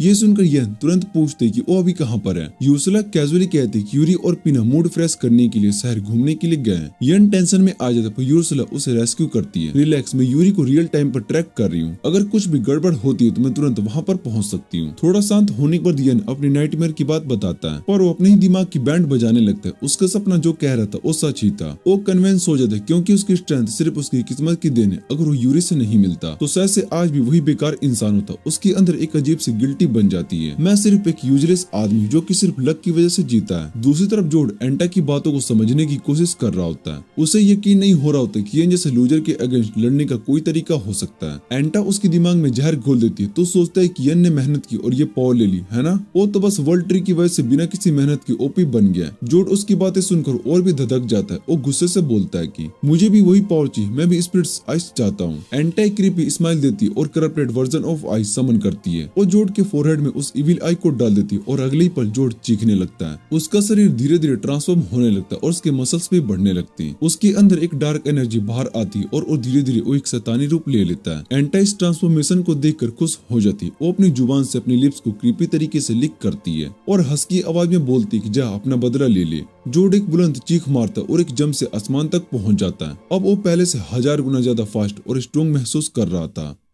जोड चट्टानों की तरफ रूफ टॉप पर कूदता हुआ जा रहा होता है, तभी उसकी नजर अचानक से जुलियन के नए बॉयफ्रेंड पर पड़ती है। उसका गुस्सा फिर से धधक उठता है और सोचता है कि पहले इसका हिसाब चुका देता हूँ। एक पल भी देरी ना करते हुए वो सीधा उसके सामने जा गिरता है। जुलियन का बॉयफ्रेंड उसे देख कर डर जाता है, लेकिन वो उसे बचाने के लिए बीच में भी आ जाता है। लेकिन जोड किसी भी तरीके से समय बर्बाद नहीं करता और सीधा उसके सर चबा जाता है। जुलियन ये देखकर हिल जाती है और उसकी आंखों के सामने अंधेरा छा जाता है। तभी उसके कानों में एक आवाज गूंजती, एक ऐसी आवाज जो जानी पहचानी होती है। उसके चेहरे का रंग उड़ जाता है और तुरंत समझ जाती है कि जोड बदले लेने आया है। वो घबराहट में उसको समझाने की कोशिश करती है, बार बार माफी मांगती है और वो कहती है कि वो खुद को गिल्ट बता देगी कि उसी ने पैरालाइज स्पेल को अपनी मर्जी से चलाई थी। लेकिन जोड को उसकी बातों पर यकीन नहीं होता। आखिर में जुलियन मजबूर होकर कहती है जो वो चाहेगा वो करेगी। लेकिन जोड बिना किसी एक शब्द बोले भी उसका सर चबा जाता है। अब जोड पूरे शहर में तबाही मचाने लगता है, बिल्डिंग्स गिरने लगती है और लोग चीख चीख कर भाग रहे होते हैं। कहीं दूर यूरी और पीना ये सब देख लेती। यूरी अपनी हीलिंग पावर का यूज करके घायल लोगों की मदद करती है। तभी काइना टेलीपैथी से जोड से कहती है छोटी मोटी जानों से खेलना बंद करे और सीधा स्पिरिट्स पर हमला करे। अगर वो स्पिरिट्स को खत्म कर देगा तो आयन उनकी पावर को इस्तेमाल नहीं कर पाएगा। जोड को ये आइडिया पसंद आता है और वो तुरंत यूरी के पीछे आ जाता है। यूरी इतनी डर जाती है कि वो हिल भी नहीं पाती, लेकिन पीना तुरंत एक बैरियर बना लेती है। आखिरी पल में पीना और यूरी हाथ पकड़ लेती है और दोनों भागने लगती हैं, जबकि जोड अपनी पंचेस से बैरियर को तोड़ने की कोशिश कर रहा होता है। इतना उसे बताते हैं कि सिर्फ पंचेस से बैरियर नहीं तोड़ेगा, इसलिए उसे अपने स्पिरिट आई की पावर का यूज करना होगा। जोड तुरंत अपनी एंटी स्पिरिट की पावर को एक्टिवेट करता है और उसकी आंख से काली रोशनी निकलती है और उसका पूरा हाथ एक डार्क ऑरा से घिर जाता है। बस एक ही मुक्के से बैरियर टुकड़े टुकड़े हो जाते हैं। जोड सीधा यूरी और पीना की तरफ कूदता है और कुछ ही समय में उनके पास पहुंच जाता है। पीना एक और बैरियर बनाती है, लेकिन जोड की एंटी स्पिरिट की पावर से वो एक झटके में ही टूट जाता है और पीना दूर जा गिरती है। वो हैरान रह जाती है, उसे यकीन करना मुश्किल होता है कि उसका बैरियर इतनी आसानी से टूट गया। उसकी आंखों में डर दिखने लगता है। तभी यूरी उसके सामने आ जाती है और उससे कहती है कि वो भाग जाए। जोड बिना समय गंवाए यूरी को पकड़ लेता है और जोर से दबाने लगता है। वो उससे कहता है कि अपनी मौत का दोष यन को देना। यूरी चीख कर एन को बुलाती है, लेकिन जोड का हाथ उसके ऊपर आने वाला होता ही, लेकिन तभी अचानक यन तुरंत वहाँ पर टेलीपोर्ट हो जाता है और अपनी सोर्ड से एक तेज वार करता है और जोड को पीछे धकेल देता है। अगली पल यूर्सला भी वहाँ पर पहुंच जाती है और यन सभी से कहता है कि वो उसकी आंख के अंदर चले जाए जब तक कि उस मोस्टर से नहीं निपट लेता। वो जोड को अपराइज करने की कोशिश करता है, लेकिन उसके बारे में कोई साफ जानकारी नहीं मिलती।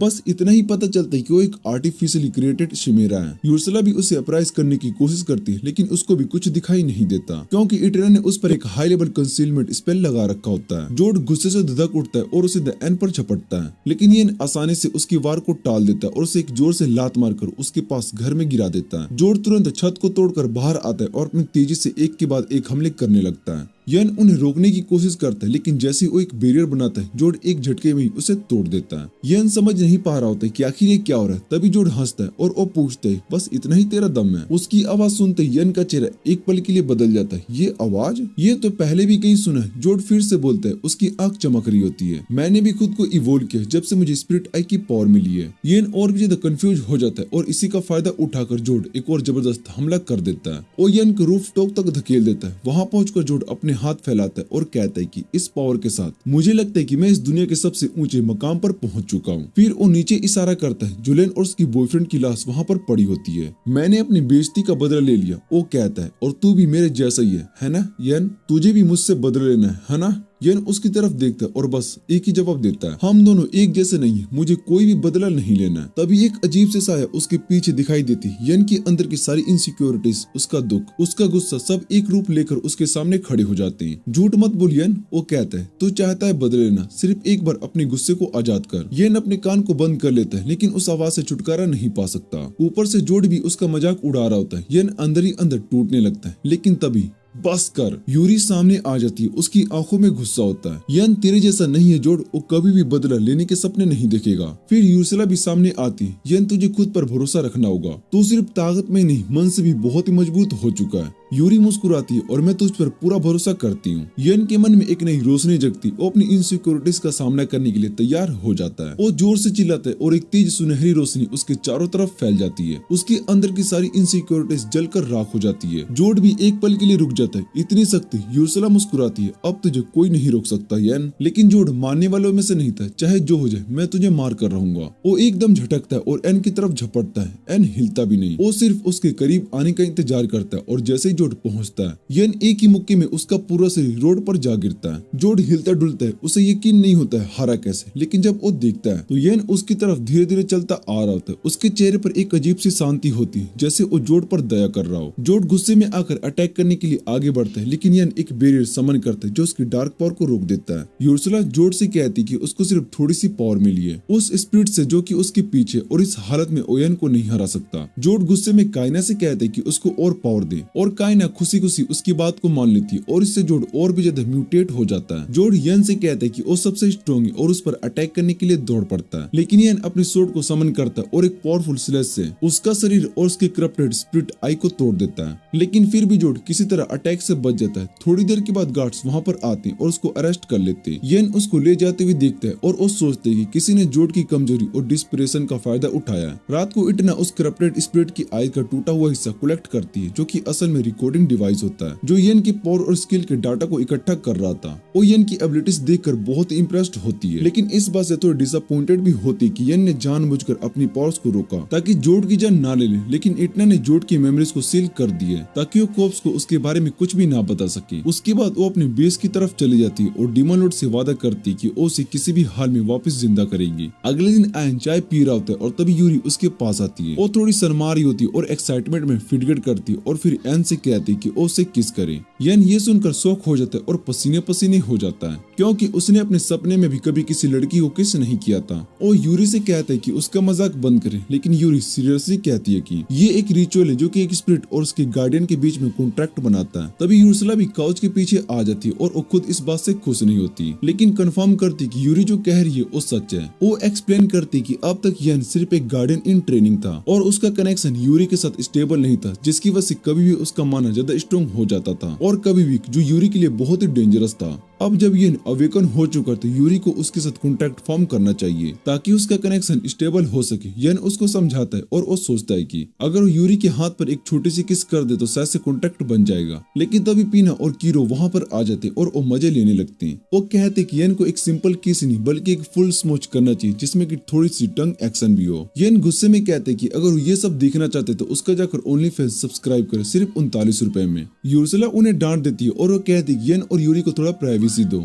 सब वहाँ से चले जाते हैं और यूरी अपनी आंखों को बंद कर लेती है और किस के लिए तैयार हो जाती है। येन शौक में पड़ जाता है क्योंकि अब सच में ये होने वाला है। एक्साइटेड होकर यूरी की तरफ बढ़ता है, लेकिन अफसोस येन चलते चलते जॉन सीना की टांग से टकरा जाता है और लिप्स किस करने की बजाय गलती से यूरी की माथे को चुंबन कर लेता है। फिर भी कॉन्ट्रैक्ट फॉर्म करने के लिए काफी होता है। येन तुरंत लेवल अप कर जाता है और यूरी खुशी से पिघल जाती है। दूसरी तरफ काइना डीमन रिले में पहुंचती है और एक high ranking cross demon Falco से मिलती है। वो उससे कहती है कि उसके पास एक सीधा ऑर्डर है डीमन लॉर्ड का, उसको एक इंसान को मारना है। फैल्को को ये सुनकर कोई खास इंटरेस्ट नहीं आता, पर वो कहता है कि एक आम इंसान को मारने के लिए वो अपना टाइम वेस्ट नहीं करेगा। जब इटना उससे कहती कि वही इंसान है जो कि भाई को हरा चुका है, तब भी फैल्को कन्विंस नहीं होता। तब इटना उससे अपने चार्म का इस्तेमाल करती है और उसे सेड्यूस कर लेती है। फैल्को तुरंत एक बेटा सिंप बन जाता है और वो इटना से कहता है कि वो एन को फटाफट खत्म कर देगा। वो बिना देरी की एक पोर्टल को ओपन करता और फुल स्पीड से उड़ता है और वैन के घर की तरफ निकल पड़ता है। उसको पूरा यकीन होता है कि उसकी स्पीड उसे आसानी से जीत दिला देगी, लेकिन येन को पहले ही उसकी आहट महसूस हो चुकी होती है और वो अपने कमरे से बाहर निकलता है। फैल्को उसके सामने रुकता है और अपना इंट्रोडक्शन देने लगता है, लेकिन येन उसे शांत रहने के लिए बोलता है क्योंकि सब लोग सो रहे होते हैं। फैल्को ये सुनकर और भी गुस्से में आ जाता है और फुल स्पीड से अटैक करने के लिए आगे बढ़ता है, लेकिन येन के लिए वो स्लो मोशन में चल रहा होता है। एक सेकंड के अंदर येन उसे थप्पड़ लगाता है और उसके पास पहुंच जाता है। फिर बिना किसी शोर शराबे के वैक्यूम बुलेट्स चलाकर उसे खत्म कर देता है। साथ ही साथ वो फैल्को की विंड कंट्रोल और सुपर स्पीड एबिलिटीज को भी अब्सॉर्ब कर लेता है और सोचता है कि आखिर ये डीमंस उसे टारगेट क्यों बना रहे हैं। इस फाइट की आवाज सुनकर यूरी और बाकी सभी लोग भी बाहर आ जाते हैं। अगले दिन येन रॉयल पैलेस की फोरबिडन लाइब्रेरी में जाता है ताकि हिडन डंजन के बारे में ज्यादा से ज्यादा पता कर सके। वहाँ उसका स्वागत करने के लिए प्रिंसेस क्लाउडिया होती है जो उसे गाइड करती है। किंग ने जो रॉयल वॉइस दी थी उसकी वजह से येन को लाइब्रेरी तक पहुँचने में कोई दिक्कत नहीं होती, लेकिन क्लाउडिया उसे बताती कि सिर्फ वही लोग अंदर जा सकते जिनके पास किंग और लाइब्रेरियन दोनों की परमिशन हो। वो एन से कहती कि वो गेट से एंटर करके देखे। एन बिना किसी दिक्कत के अंदर चला जाता है, जबकि यूरी उसके पीछे पीछे आने की कोशिश करती है तो इनविजिबल होकर टकरा जाती है। तभी यूर्सला भी वहाँ पर टेलीपोर्ट होती है और देखती कि ये इनविजिबल वॉल इतनी स्ट्रॉन्ग है कि उसे भी बाहर रोक रही है। इसका असर इतना ज्यादा होता है कि एन और यूरी के बीच का कनेक्शन भी डिस्टर्ब हो जाता है। एन को अब चिंता होने लगती है, लेकिन वो सोचते है कि उसे जल्दी से जो चाहिए वो ढूंढना चाहिए। जब वो लाइब्रेरी के अंदर पहुंचता है तो वो देखते है कि वहाँ पर हजारों किताबें और उसको समझ में नहीं आता कि जो उसको चाहिए वो कौन सी है। तभी अचानक उसकी नजर एक लकड़ी पर पड़ती है जो कि गिर रही होती है। एन बिना सोचे समझे तुरंत एक्शन में आता है और उसे बचाने के लिए आगे बढ़ता है। वो लड़की थोड़ी शर्माती है और एन का शुक्रिया अदा करती है।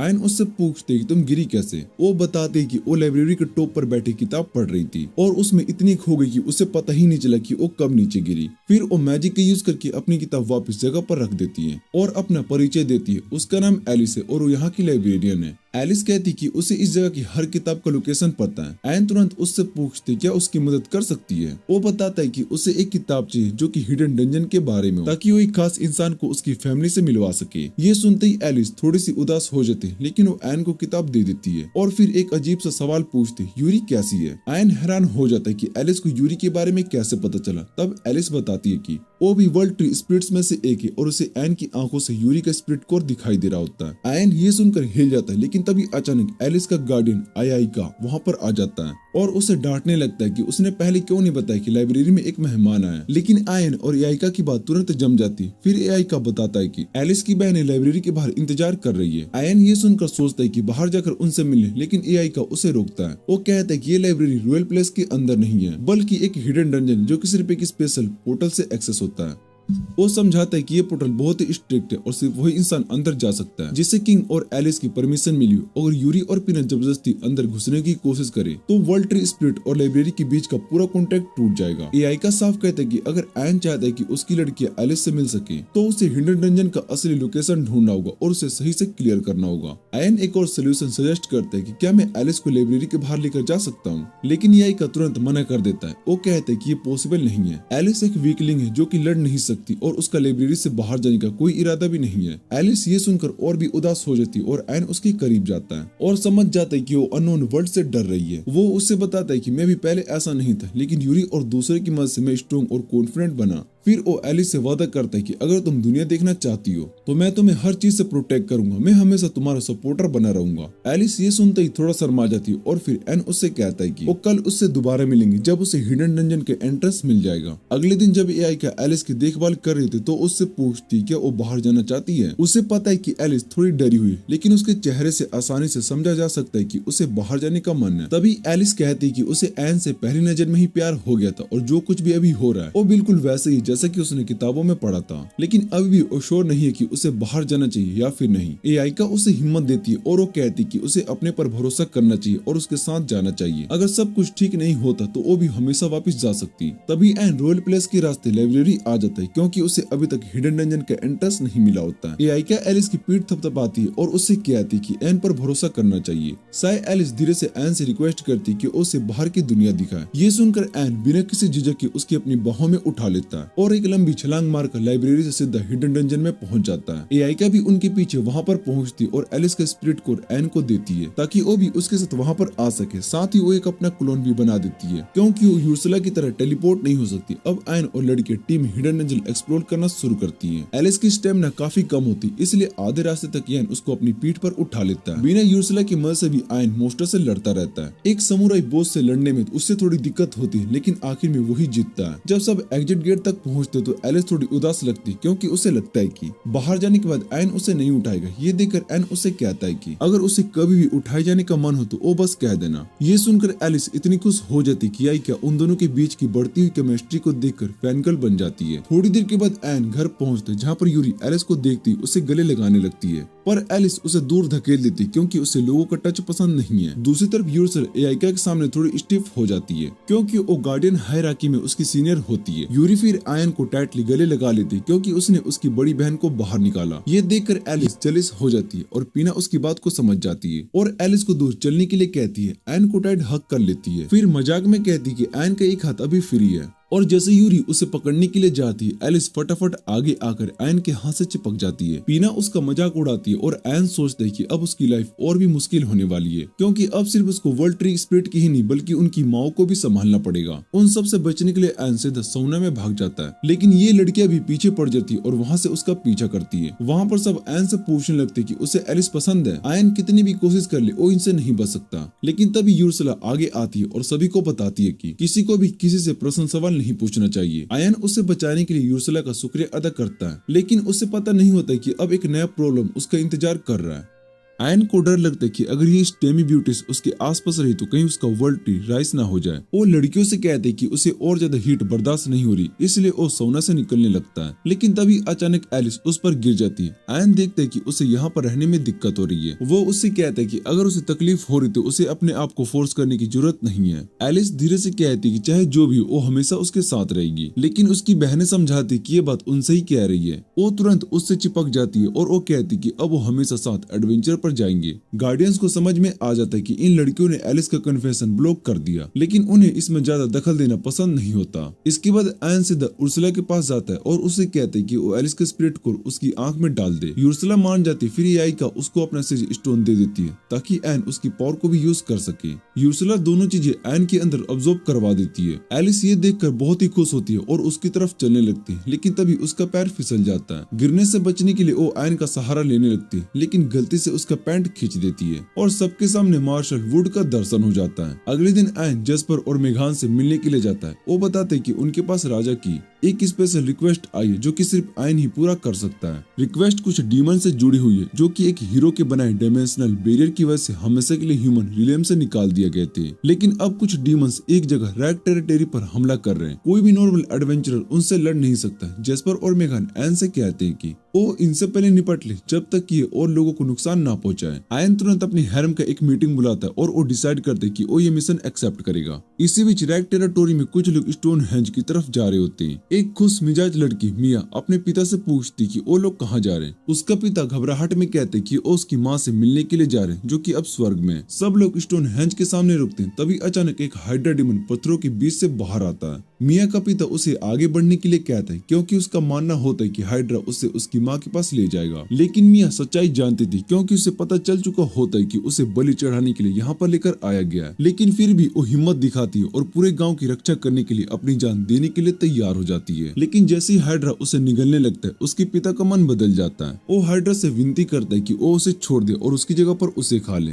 हाइड्रा उन्हें याद दिलाता है कि उनका कॉन्ट्रैक्ट यह था कि हर महीने एक लड़की की बलि चढ़ानी पड़ेगी, तभी गांव सुरक्षित रहेगा। गांव वाले अपना वादा तोड़ रहे, इसलिए उन्हें सजा देने के लिए अपनी जहरीली सांस को छोड़ता है। सब लोग बेहोश हो जाते बस एक मिया को छोड़कर। वो चिल्ला चिल्ला कर मदद मांगती है, लेकिन हाइड्रा उसे निगलने वाला होता ही है। लेकिन अचानक ही वहाँ पर आयन आ जाता है और वो बैरियर बनाकर उस लड़की की रक्षा करता है। यूर्सुला उसको चेतावनी देती कि ध्यान से रहे क्योंकि हाइड्रा एक एसएस रैंक मॉन्स्टर है जिसमें बहुत ही ज्यादा पावरफुल पॉइजन है। एंड यूर्सुला से कहता है कि सबसे पहले सभी लोगों को हाइड्रा के पॉइजन से बचाना जरूरी है। यूर्सुला एक ही बार में सभी को क्योर कर देती क्योंकि उसकी पावर्स लेवल अप हो चुकी होती है, यानी कि आई के साथ। उसके बाद आयन सभी विलेजर्स से कहते कि यहाँ से निकल जाए क्योंकि हाइड्रा का सामना वो खुद करेगा, लेकिन किसी को भी यकीन नहीं होता है कि वो कुछ भी कर सकता है। तभी आयन अपनी तलवार को निकालता है और एक ही अटैक में हाइड्रा के हजारों टुकड़े कर देता है। ये देखकर सभी विलेजर्स बहुत ही हैरान हो जाते हैं और कुछ लोग उसको पहचान लेते हैं और कहते हैं कि ये तो वही हीरो जिसने की एशियन ड्रैगन को मारा था। जब यूर्सुला हाइड्रा की एबिलिटीज को देख रही होती है तभी विलेजर्स आयन का धन्यवाद करते हैं उसकी जान बचाने के लिए। आयन उनसे कहते हैं कि उन्हें रीजन के लॉर्ड से मिलना है। ये सुनते ही विलेजर्स अचानक से उदास हो जाते हैं। वो आयन से कहते कि चाहे उसने उन्हें हाइड्रा से बचा लिया, लेकिन अगर वो मर जाते तो शायद से बेहतर होता। ये कहकर वो सब वहाँ से चले जाते हैं। आयन ये सुनकर डिटरमाइंड हो जाता है, उसे लॉर्ड से मिलकर यहाँ के हालात समझने चाहिए। जल्दी वो लॉर्ड के ग्रैंड मैंशन में पहुँचता है और लॉर्ड से मिलने का फैसला करता है। वो अंदर जाकर जोर से चिल्लाता है कि कोई है। तभी इस रीजन का लॉर्ड नेगान बाहर आता है, लेकिन वो बिल्कुल भी बेवकूफ और लापरवाह इंसान जैसा लगता है। दोनों साथ में चाय पीते हैं और तभी याइन उसको बताता है कि यहाँ इस रीजन में हो रहे डिमंस के हमले के बारे में जानने आया। न्यून उससे शांत स्वर में कहते कि यहाँ आसपास कोई भी डिमंस नहीं है और जो गिल्ड रिपोर्ट्स मिली थी वो बस बढ़ा चढ़ा कर लिखी गई है क्योंकि यहाँ मोस्टर की संख्या वैसे ही ज्यादा है। आयन फिर भी कहते कि वो यहाँ पर कुछ दिन रुकना चाहता है और रात को पेट्रोल करेगा ताकि वो कंफर्म कर सके। ये सुनते ही लॉर्ड की पर्सनैलिटी अचानक से बदल जाती है। उसके हाथ से चाय का कप गिर जाता है और वो शोक में पहुंच जाता है। एन ने हाइड्रा को कैसे मार दिया? लॉर्ड गुस्से में चिल्लाता है कि हाइड्रा ही वो एकमात्र चीज थी जो कि फॉरेस्ट को मॉन्स्टर विलेज पर हमला करने से रोकी हुई थी। एन गुस्सा होता है और वो कहता है कि ये गलत था। विलेजर्स को बचाने के लिए हाइड्रा से डील की गई क्योंकि हाइड्रा हर साल एक इंसान की बलि मांग रहा था। नेओन उससे बिना शर्म के कहता है कि आदमी की बलि देना कोई बड़ी बात नहीं थी अगर इससे पूरे रीजन की रक्षा हो रही थी। वो एन से कहता है कि तुम लोग बस मॉन्स्टर्स को मारकर वापस चले जाओगे, लेकिन इस रीजन के लोग तुम्हारी वजह से दुख भोगने वाले। ये कहकर वो गुस्से में रूम के अंदर चला जाता है और एन कंफ्यूज होता है अब उसको क्या करना चाहिए। मेंशन से निकलने के बाद नेओन एक मैजिक मिरर के सामने जाता है और उसमें अपनी रिफ्लेक्शन से बात करता है। वो अपने रिफ्लेक्शन को शैडो कहता है और घबराहट में बताता है कि एन ने हाइड्रा को मार दिया। शैडो उसको समझाता है कि कोई बात नहीं, हम हाइड्रा की जगह दूसरा मॉन्स्टर्स ढूंढ लेंगे। लेकिन उनका सबसे बड़ा प्रॉब्लम आयन है। शैडो ने उनको बेवकूफ बनाकर कहता है कि आयन एक डीमन है क्योंकि कोई भी इंसान ऐसा श्रेंग मॉन्स्टर हाइड्रा को नहीं मार सकता। फिर वो नियोन से कहता है कि अगर उसको टेरिटोरी की रक्षा करनी तो आयन को मरना होगा। नियोन इस बात पर तुरंत यकीन कर लेता है और आयन को खत्म करने की तैयारी शुरू कर देता है। ये देखकर शैडो हंसने लगता है और वो कहता है कि इंसान कितने आसानी से बहका दिए जाते हैं। अब बस थोड़ी और प्लानिंग के बाद वो मैजिक मिरर से बाहर आकर नियोन के शरीर को कब्जे में ले लेगा। दूसरी तरफ आयन विलेज का हाल देखकर हैरान रह जाता है। विलेज की दीवारें पूरी तरीके से टूटी हुई होती है और कहीं भी रखवाले नहीं होते। जब वो विलेजर्स नियोन के बारे में पूछते तो जैसे ही वो उसका नाम सुनते वो तुरंत भागने लगते हैं। आयन समझ जाता है कि सभी लोग उससे डरते हैं। वो कुछ सबूत ढूंढने की कोशिश करता है जो कि विलेज की सच्चाई बता सके। तभी उसकी नजर एक आदमी पर पड़ती है जो कि अकेला बैठकर अपने खेतों की तरफ देख रहा होता है। खेत मॉन्स्टर के हमले से बर्बाद हो चुका होता है। जब हाइड्रा मरी थी तभी मॉन्स्टर ने उसका पूरा खेत तबाह कर दिया। वो आदमी आयन से कहता है कि उसे यहाँ से चले जाना चाहिए क्योंकि उस जैसे लोग उनकी कोई भी मदद नहीं कर सकते। ये बात सुनकर आयन को थोड़ा बुरा महसूस होता है, लेकिन तभी वो तुरंत अपने मैजिक का यूज करता है और वो सबसे पहले अपनी मैजिक से खेतों को फिर से तैयार करता है और तुरंत ही मैजिक सीड्स को उगाकर नए सब्जियां उगाने लगता है। फिर वो अर्थ मैजिक का यूज करके विलेज के आसपास एक मजबूत और ऊंची दीवार बना देता है ताकि मॉन्स्टर्स अंदर न आ सके।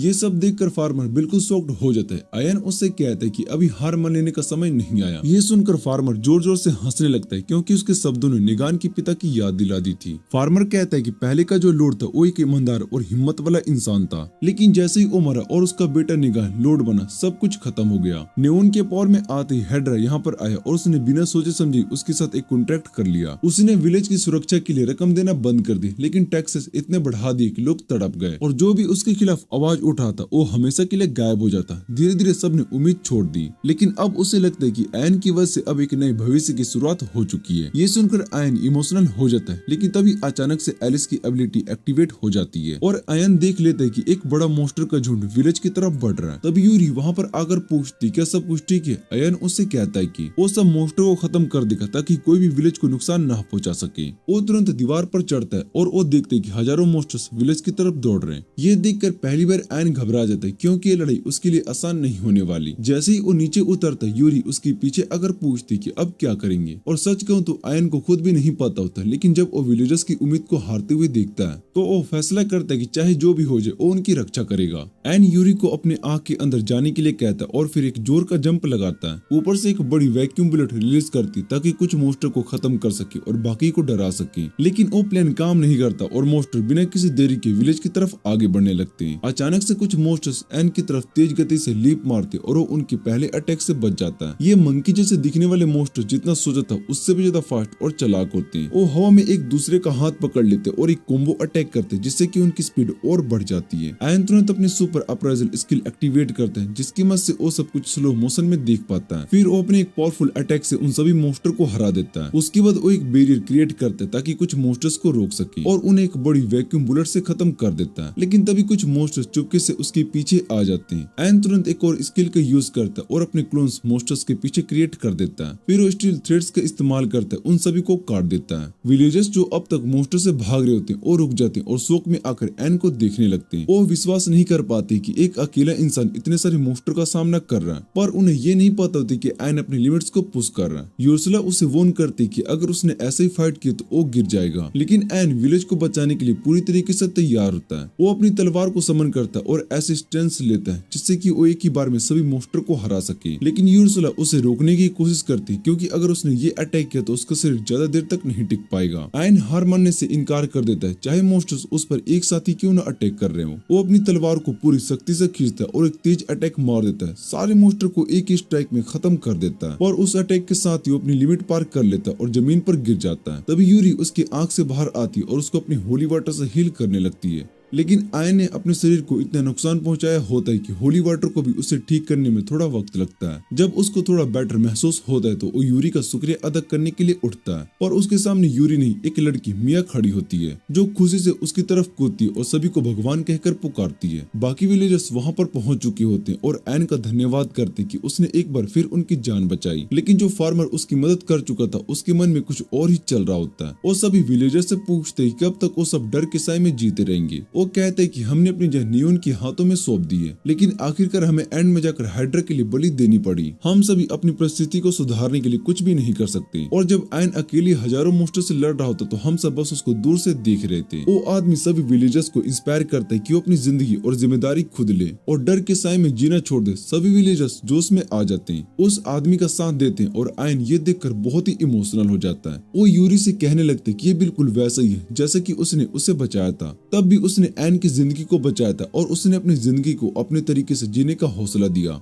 और अब जब उसने यही चीज विलेजर्स के साथ की तो उसे लगता है कि जैसे वो भी यूरी की तरह एक बेहतरीन इंसान बन गया है। लेकिन तभी विलेजर्स उनका ये मोमेंट तोड़ देते और जोर से चिल्लाते हैं कि अब वो कभी भी नेगुन को अपनी जिंदगी पर हावी नहीं होने देंगे। और जैसे ये बात खत्म होती है नेगुन वहाँ पर आ जाता है। वो गुस्से से पूछते कि वो सब उसके बारे में क्या बात कर रहे थे। विलेजर्स उसे देखकर घबरा जाते हैं, पर उनका लीडर हिम्मत दिखाता है। वो साफ कह देती कि अब से वो नेगुन की नहीं बल्कि आयन की बात सुनेंगे, क्योंकि वही था जिसने उनकी जान बचाई। नेगुन ये सुनकर सिर्फ हंस देता है। फिर वो विलेजर से कहते कि आयन सिर्फ उनका बेवकूफ बना रहा है। वो दावा करता है कि आयन खुद राक्षस है जिसने खुद मोस्टर अटैक प्लान किया था, सबको अपने वश में करने और इस जगह पर राज करने के लिए। लेकिन विलेजर्स उस पर विश्वास नहीं करते। वो कहते कि आयन अगर सच में राक्षस भी होता तो भी वो न्यूगिन के जैसा नालायक से अच्छा है। न्यूगिन ये सुनकर पैनिक में आ जाता है। विलेज लीडर उससे कहते कि उन्हें एक ऐसे शख्स की जरूरत है जो कि उनके साथ लड़े, बिल्कुल उसके पिता की तरह। न्यूगिन की हालत अब खराब होने लगती। उसके सिर में तेज दर्द हो रहा होता है और वो शैडो से मदद मांगता है। शैडो उसे एक मिरर निकालने के लिए कहता है जो न्यूगन अपने गले में एक पेंडेंट की तरह पहना है। एन को उस मिरर से अजीब एनर्जी महसूस होती है, पर जब वो उसे अप्राइज करने की कोशिश करता है तो वो फेल हो जाता है। तब उसको समझ में आता है कि उस पे किसी ने हाई लेवल कंसोलमेंट स्पेल डाल रखा है। वो तुरंत न्यूगिन के हाथ से मिरर छीनने की कोशिश करता है, पर तब तक वो देर हो चुकी होती है। न्यूगिन पूरी तरीके से अंधकार में समा चुका होता है। उसकी आंखों के सामने एक अलग ही दृश्य होता है। वो एक खून से भरे गोबलेट के पास बैठा होता है जिसमें की लाल लहर बाहर आ रही होती है। शैडो उसके सामने होता है। न्यूगिन उससे सलाह मांगता है। शैडो उससे एक ही बात कहता है, जो तुझे मारना चाहते तो उसे मार डाल जैसा उन्होंने तेरे पिता को मारा।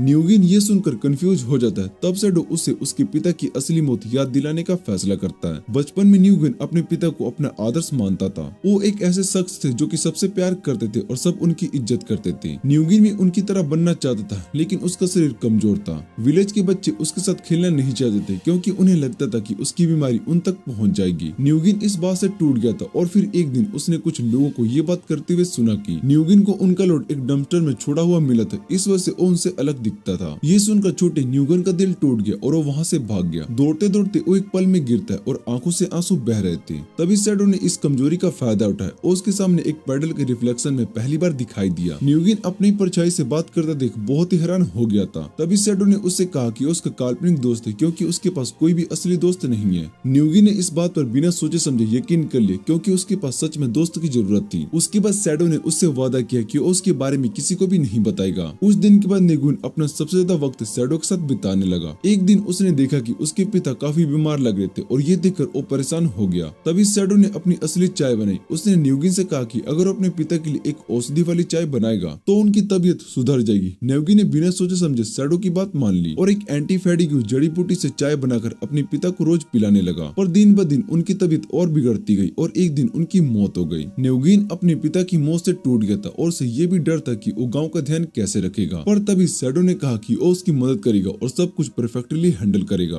पूरी कहानी देखने के बाद भी न्यूगिन समझ नहीं पाए कि शैडो उससे क्या कहना चाहता है, क्योंकि वो तो एक ऐसी जड़ी बूटी थी जो कि थकान दूर करती थी। पर उसके पिता कैसे मर गए। शैडो उस पर जोर से हंसा और कहा कि वो एक बेवकूफ है जो कि अब तक सच नहीं समझ पाया। उसने कहा कि उसके पिता की मौत किसी और ने नहीं बल्कि न्यूगिन ने अपने हाथों से ही की है। शैडो ने बताया कि वो कोई औषधि नहीं बल्कि एक जहरीला पौधा था जो धीरे धीरे मौत की तरफ ले जाता है। न्यूगिन ने मना कर दिया। उसने कहा कि उसकी किताब में लिखा था कि वो पौधा एक दवा है, पर शैडो ने मुस्कुराहट के साथ बोला कि उसने अपने जादू से किताब के शब्दों को बदल दिया था। असल में वो एक जहरीला पौधा था जो धीरे धीरे जान ले लेता है। यह सुनने के बाद न्यूगिन की दुनिया ही बिखर गई, पर शैडो की बातें यहीं पर खत्म नहीं हुई थी। उसने कहा कि वो उसे झूठ बोल रहा था कि वो आई की रक्षा करता है। उसने कहा कि वो उसे झूठ बोल रहा था कि आयन एक राक्षस है, पर यहाँ पर अगर कोई राक्षस है तो वो सिर्फ न्यूगिन है। न्यूगिन इतना हैरान हो चुका था कि वो कुछ भी नहीं कह पाया। तभी शैडो ने कहा कि उसका असली प्लान न्यूगिन के पिता के शरीर को अपने कब्जे में लेना था। उसका इरादा इस दुनिया और राक्षसों की दुनिया के बीच एक रास्ता बनाने का था, जिससे कि वो यहाँ के इंसानों को उधर भेज सके। पर न्यूगिन के पिता ने कभी भी अपनी सुरक्षा कमजोर नहीं होने दी, इसलिए शैडो उनके करीब नहीं पहुँच पाया। इसलिए उसने एक ऐसे लड़के को टारगेट बनाया जो कि अपनी दोस्त की भूख में अंधा हो चुका था, जो उसकी झूठी बातों को बिना सोचे समझे सच मान गया। शैडो ने उसका मजाक उड़ाया और उसने कहा कि न्यूगिन ने अपने ही हाथों से अपने पिता को मार दिया, जिसे वो दुनिया में सबसे ज्यादा प्यार करता था। ये सुनने के बाद न्यूगिन अंदर से बिखर गया। उसने जोर से चीखा जैसे कि उसका पूरा वजूद ही मिट चुका हो, और जैसे ही उसका मन कमजोर पड़ा, शैडो धीरे धीरे उसके शरीर में समा गया। ये सब होता देख एन सिर्फ खड़ा खड़ा देख रहा था। उसके सामने एक काला धुआं सा फैल गया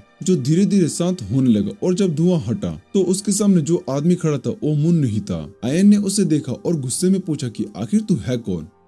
फिर वो डीमन अपना नाम बताता है, शैडो द एंटीसर। ये एक वी काउंट रैंक डीमन होता है। आयन उससे पूछते कि निगान कहाँ पर है। शैडो अपनी तरफ इशारा करके कहता है कि यही तो यहाँ पर है। फिर वो हंसकर कहते कि वो एक बेवकूफ था जिसे बस थोड़ी सी इमोशन मैनिपुलेट करके कंट्रोल करना कितना आसान था। आयन गुस्से से उस डीमन को देख रहा था जो कह रहा होता कि ये सब उसकी गलती है। फिर शैडो अपना प्लान बताता है। उसका इरादा पूरा विलेज को अपने कब्जे में करने का था और वहाँ की ह्यूमन को डीमन रिलेम में भेजने का। लेकिन जब आयन यहाँ पर आ गया तो उसके पास कोई भी ऑप्शन नहीं बचा और उसने खुद अपने हाथ से सब कुछ संभालना पड़ा। शैडो कहता है कि पिछले वाले क्रो डीमन से अलग जो आयन पर अटैक करने के लिए आया था, इसको ह्यूमन की कमजोरी पता है। उसे पूरा यकीन था कि आयन उस पर पूरी शिद्दत से अटैक नहीं करेगा, क्योंकि अगर उसने ऐसा किया तो इसका मतलब होगा कि उसने निगान को भी मार दिया। फिर शैडो अपनी डार्क पावर से आयन पर अटैक करता है, पर आयन उसके अटैक से बच जाता है और एक बैरियर बनाकर उसे रोकने की कोशिश करता है। लेकिन शैडो एंटी स्पिरिट का यूज करता है और उस बैरियर को तोड़ देता है। वो आयन का मजाक उड़ाता है और वो कहता है कि तुम मेरी पावर के आगे कुछ भी नहीं कर सकते हो। आयन फैसला करता है कि अपनी पूरी एनर्जी से एक स्ट्रॉन्ग बैरियर बनाने में लगा देगा। लेकिन तभी शैडो कुछ और मोस्टर बुला लेता है जो कि विलेजर्स पर अटैक करने लगते हैं। आयन मजबूरन उन्हें बचाने के लिए वापस जाता है और एक और बैरियर बनाकर विलेजर्स से कहता है कि जितनी जल्दी हो सके यहाँ से भाग जाओ। लेकिन शैडो और भी मोस्टर्स बुला लेता है और बैरियर को तोड़ देता है। आयन अपने क्लोन्स को बनाकर मोस्टर से लड़ने लगता है, पर जब वो सबको बचाने में बिजी होता है तभी शैडो उस पर एक जोर का पंच मारता है और वो लगातार आयन को मारने लगता है। आयन उसके अटैक को रोकने की कोशिश करता है, पर उसके दिमाग में सिर्फ निगान का ही मुस्कुराता चेहरा दिख रहा होता है। वो निगान को चोट नहीं पहुंचाना चाहता था, इसलिए सिर्फ डिफेंसिव स्किल का यूज करता और अटैक सहने लगता। लेकिन इसका मतलब था कि वो हिल भी नहीं सकता था और यूर्सला चिल्लाकर कहती कि इतने इमोशनल मत बनो, लड़ने पर ध्यान दो।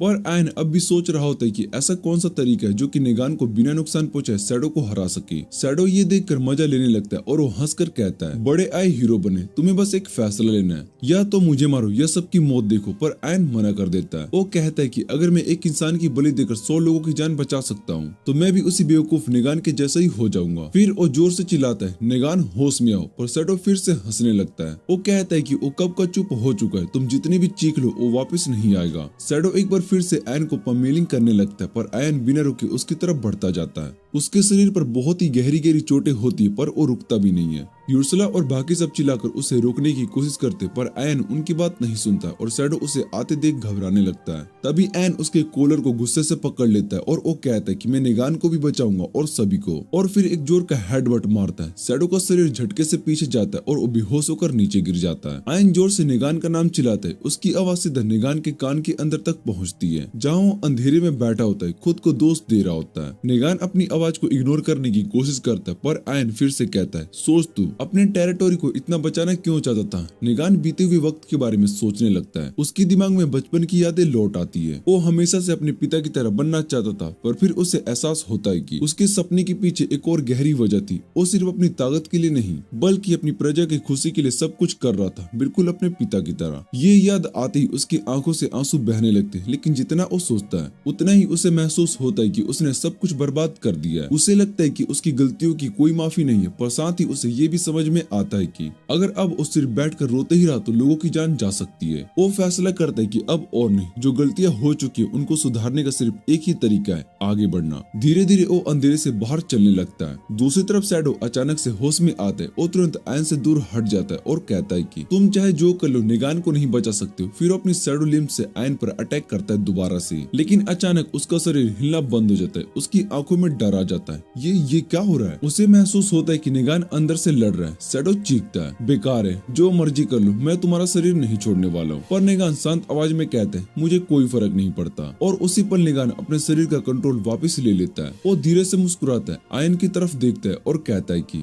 शुक्रिया मुझे बचाने की कोशिश करने के लिए। फिर वो अपनी डैगर निकालता है और अपने ही दिल में घुसा देता है। आयन की आंखें फट जाती है और जोर से चिल्लाता है, निगान तुम ऐसा नहीं कर सकते हो। वो उसे बचाने के लिए आगे बढ़ता है, पर तभी उर्सुला उसके सामने आ जाती है। रुको आयन। आयन उससे दूर हटने की कोशिश करता है, पर उर्सुला सिर्फ उसे नीचे गिरते हुए निगान को देखती रहती है। उसकी कुर्बानी को बेकार मत जाने दो, वो धीरे से कहती है। निगान की जान धीरे धीरे उसके शरीर से निकल रही होती है। शैडो एक जोर से चीख मारता है, ये क्या कर दिया तुमने अपने आप को ही मार दिया। और तभी निगान और शैडो एक बार फिर से अपने मन के अंदर वापस मिलते हैं। निगान कहता है, मुझे हमेशा से पता था तू सिर्फ एक कल्पना नहीं बल्कि एक बहुत ही बड़ा खतरा है, पर फिर भी मैं तुझे अपना दोस्त मानता था। शैडो गुस्से से हंसता है और फिर बोलता है, शैडो गुस्से से हंसता है और फिर सच बोल देता है, दोस्त तू सिर्फ एक बेवकूफ है, तू बस मेरा खिलौना था यार, अब तू मरने वाला है अकेला। इतना कहकर शैडो उसका शरीर छोड़ देता है। वो एक छोटी सी फ्रोगरेट जैसा अजीब सा प्राणी बन जाता है और बिना किसी को दिखे वहां से निकलने लगता है। पर तभी एक तलवार सीधा उसके सिर के आर पार हो जाती है।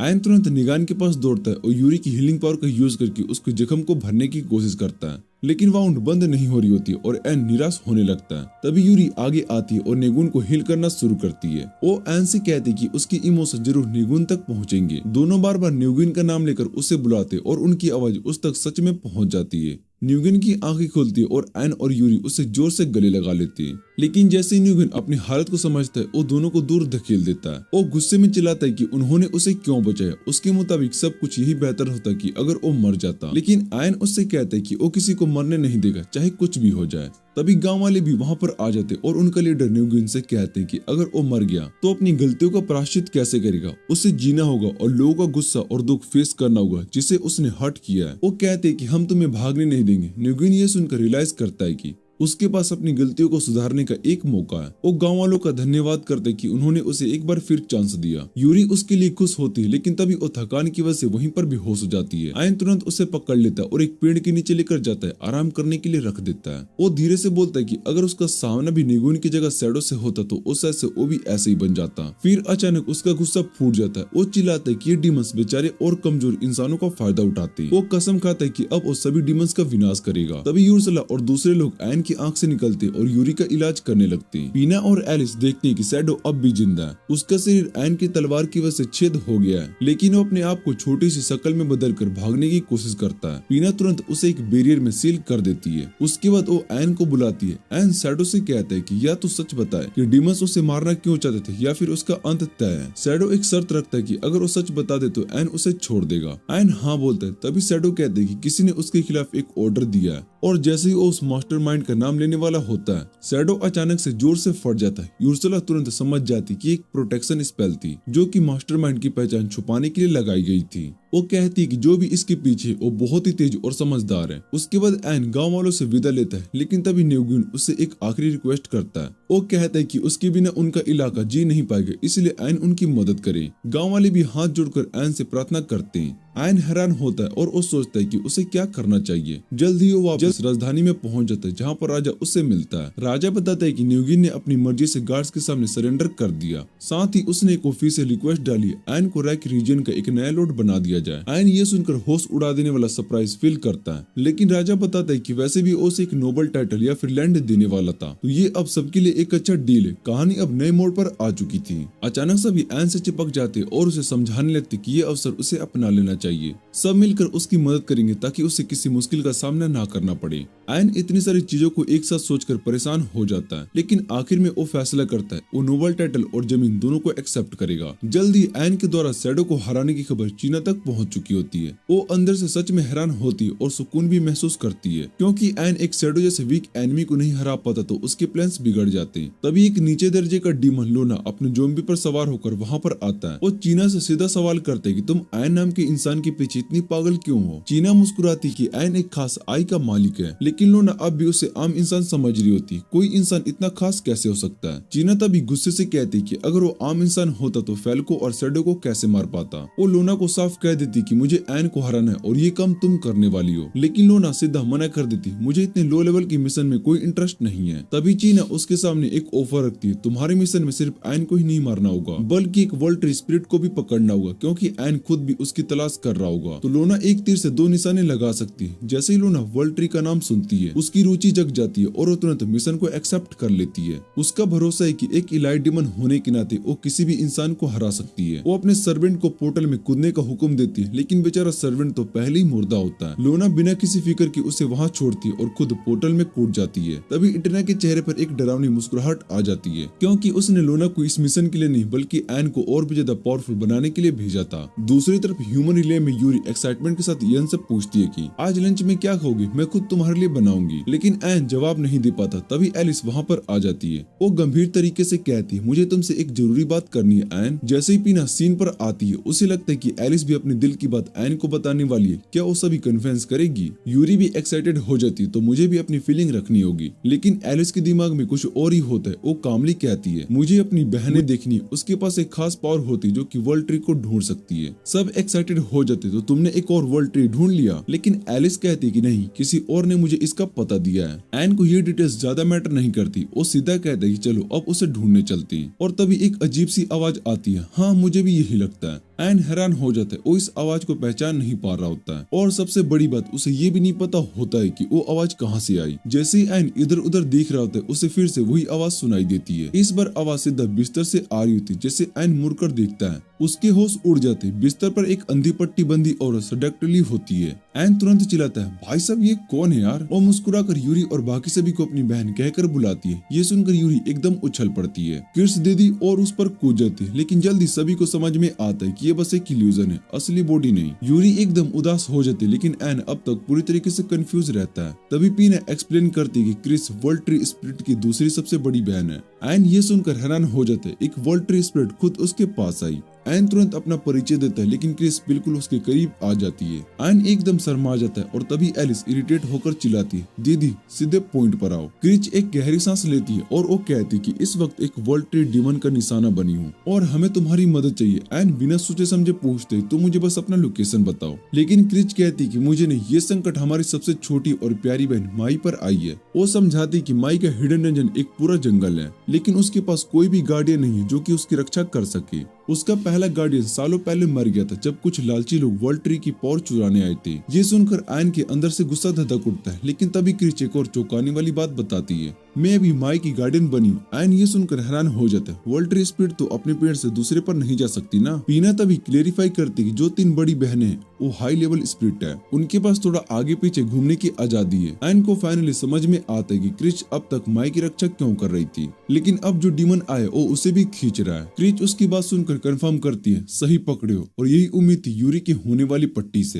एन एकदम ब्लैंक हो जाता है, उसके कान सिर्फ एक शब्द पर अटके होते, फियांसे। और तभी क्रिच एकदम से इंस्टाग्राम रील वाली डांसर की तरह डांस करने लगती है। वैसे तुम्हारे सामने जो बॉडी है ना वो सिर्फ एक इल्यूजन है, मेरी असली बॉडी तो माई के पास है। पीना तुरंत सवाल करती, दीदी तुम अपनी स्पेशल पावर से उस डीमन को क्यों नहीं हरा देती? क्रिच एक सीरियस एक्सप्रेशन के साथ जवाब देती है, मैं हरा सकती हूँ, लेकिन मेरी पावर इतनी डेंजरस है कि अगर मैं उसका पूरा इस्तेमाल करूँ तो सिर्फ डीमन ही नहीं पूरा का पूरा जंगल ही उड़ा दूंगी। एन तभी सोचता है, तो क्या फिर यही वजह कि क्रिच हमेशा ब्लाइंड फोल्ड पहनती है? वो उससे पूछते है, तुम ब्लाइंड फोल्ड अपनी पावर्स को कंट्रोल करने के लिए पहनती हो या नहीं? क्रिच हल्के से मुस्कुराती है और साथ में कहती है, हाँ तुम सही कह रहे हो। एन को समझ में आ जाता है कि अगर क्रिच बिना अपनी पूरी पावर को यूज की उस शैतान को नहीं हरा पा रही है तो वो सच में बहुत ही डेंजरस होगा। वो तय कर लेते हैं कि किसी भी हालत में वर्ल्ड ट्री स्पिरिट को नुकसान नहीं पहुंचाने देगा। एन क्रिच को कहता है कि वो माई को लेने जरूर आएगा और क्रिच उसको बताती कि एलिस को माई का ट्री पता है। जल्दी एन कर्स्ट फॉरेस्ट में पहुंच जाता है जहाँ पर माई का हिडन डंजन है। यूसला उसे बताती कि इस जंगल में कई तरह के श्राप लगे और जो भी इस पे फंस जाता है वो कभी भी बाहर नहीं निकल पाता। एन अपने 1000 माइल आई और अप्राइजल स्किल का इस्तेमाल करता जाता है माई का लोकेशन ढूंढने के लिए, लेकिन थोड़ी देर के बाद पीना नोटिस करती कि अब तक कोई भी मॉन्स्टर या ट्रैप सामने नहीं आया। यूर्सला एन को बताती कि जंगल में मॉन्स्टर्स है, लेकिन वो छुप रहे हैं क्योंकि एन उनके लिए काफी ज्यादा पावरफुल है। एन को समझ में आता है कि अगर उसको मॉन्स्टर का सामना नहीं करना पड़ रहा है तो वो और चल सकता है। वो अपनी सुपर स्पीड स्किल का यूज करता है और माई की तरफ बढ़ता है, लेकिन तभी एक अजीब सी एनर्जी महसूस करता है और रुक जाता है। जंगल के बीच के हवा में एक स्वार्म ऑफ डिमोनिक बीस उड़ती हुई दिखाई देती है, जिसको एक शैतान हॉर्नेट कंट्रोल कर रही होती है। हॉर्नेट एन से कहती कि उसको मार डालेगी, लेकिन तभी एक मॉन्स्टर बियर वहां पर आ जाता है। हॉर्नेट पहले अपनी बीस उस मॉन्स्टर पर छोड़ देती है और कुछ ही सेकंड में उसका पूरा सब चबा जाती है। हॉर्नेट को पूरा यकीन होता है कि एन इतने सारे दुश्मनों के सामने नहीं टिक पाएगा, लेकिन उसके पहले एन एक पल में गायब हो जाता है और पहली मोमेंट में उसके पीछे आकर उसके सीने में तलवार घुसा देता है। लेकिन ये उसको खत्म करने के लिए काफी नहीं होता है, क्योंकि हॉर्नेट अपनी बॉडी से बीस में बदल लेती है और हवा में बिखर जाती है।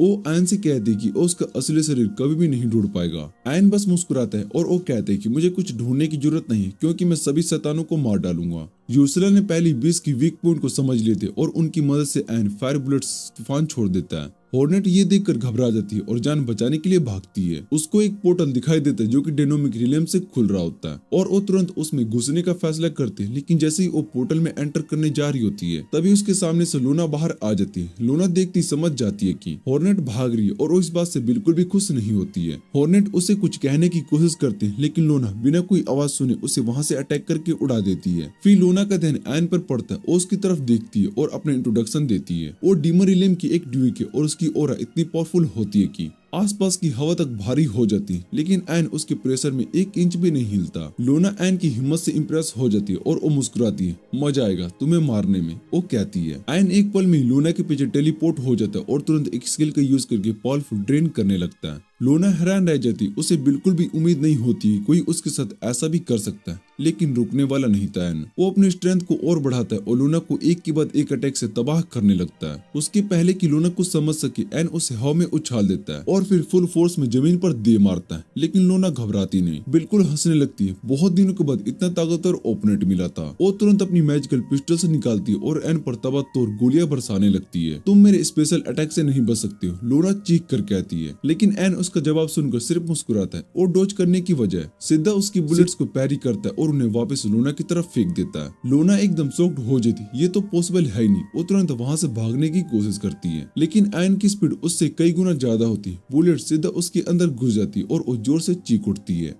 लोना विश्वास नहीं कर सकती कि वो इतनी कमजोर हो गई सिर्फ पावर ड्रेन की वजह से। वो भागने की कोशिश करती, लेकिन एन एक पल में उसके पीछे पहुंच जाता है और बिना किसी देरी के उसका सर धड़ से अलग कर देता है। सब कुछ एक सेकंड में खत्म हो जाता है। लोना अब भी समझ नहीं पाती कि ये सब कैसे हो गया। वो सिर्फ एक कटा हुआ सर बन चुकी थी। एन तभी उसे कामली समझाता है कि मैंने सिर्फ एक बार तुम्हारी पावर को ड्रेन नहीं की थी। हर बार जब एन ने उसको पंच मारा था तब उसकी पावर और भी ज्यादा ड्रेन हो रही थी और अब लोना एक नॉर्मल मॉन्स्टर से भी और ज्यादा कमजोर हो चुकी थी। लोना का चेहरा एकदम सूख जाता है, ये तो पॉसिबल ही नहीं है। वो चीख पड़ती है, मैं डीमन रिलेम की इलाइट हूँ और मैं हायरार्की के टॉप पर हूँ, लेकिन एन बस उसको कोल्ड स्ट्रेस देता है। गुस्से में लोना उसको कायर बोलती है और एक पोर्टल एक्टिवेट करके डीमन रिलेम की तरफ भाग जाती है। जाने से पहले वो कसम खाती कि अगले समय एन को वो जरूर मारेगी। एन तुरंत उसका पीछा करने वाला होता है, लेकिन उर्सुला उसे रोक लेती है। हमें पहले में और क्रिस तक पहुंचना होगा, वो कहती है। एन उसकी बात को मान लेता है और एक जल्दी मैजिकल बैरियर तक पहुंचता है जो कि मै की लोकेशन को छुपा रहा होता है। एन सोचता है कि इसको तोड़ने का कोई तरीका ढूंढना पड़ेगा, लेकिन उससे पहले वो बैरियर अपने आप डीएक्टिवेट हो जाता है और एक बड़ा गेट उसके सामने खुल जाता है। एन गेट के अंदर जाता है और अंदर का सीन एकदम ही अलग होता है। एक पीसफुल और खुशियों से भरी जगह। यहाँ पर पहली क्रिच उनका इंतजार कर रही होती है। जैसे यूरी एन को देखती वो दौड़कर उसे गले लगा लेती और फिर पीने के साथ एक सीक्रेट हैंडशेक करती है। एन थोड़ा कंफ्यूज हो जाता है और वो मे के बारे में पूछता है। क्रिच हाथ से एक कोने की तरफ इशारा करती, वो भी अपनी आफ्टरनून नैप ले रही है। एन देखते कि एक छोटी सी बेबी में आराम से सो रही होती है। वो उसे जगाना नहीं चाहता, लेकिन जैसे एन एकदम आगे बढ़ता है उसका पैर एक पतली सी सूख गई डाली पर पड़ जाती है और अचानक मै की नींद खुल जाती है और वो जोर जोर से रोने लगती है।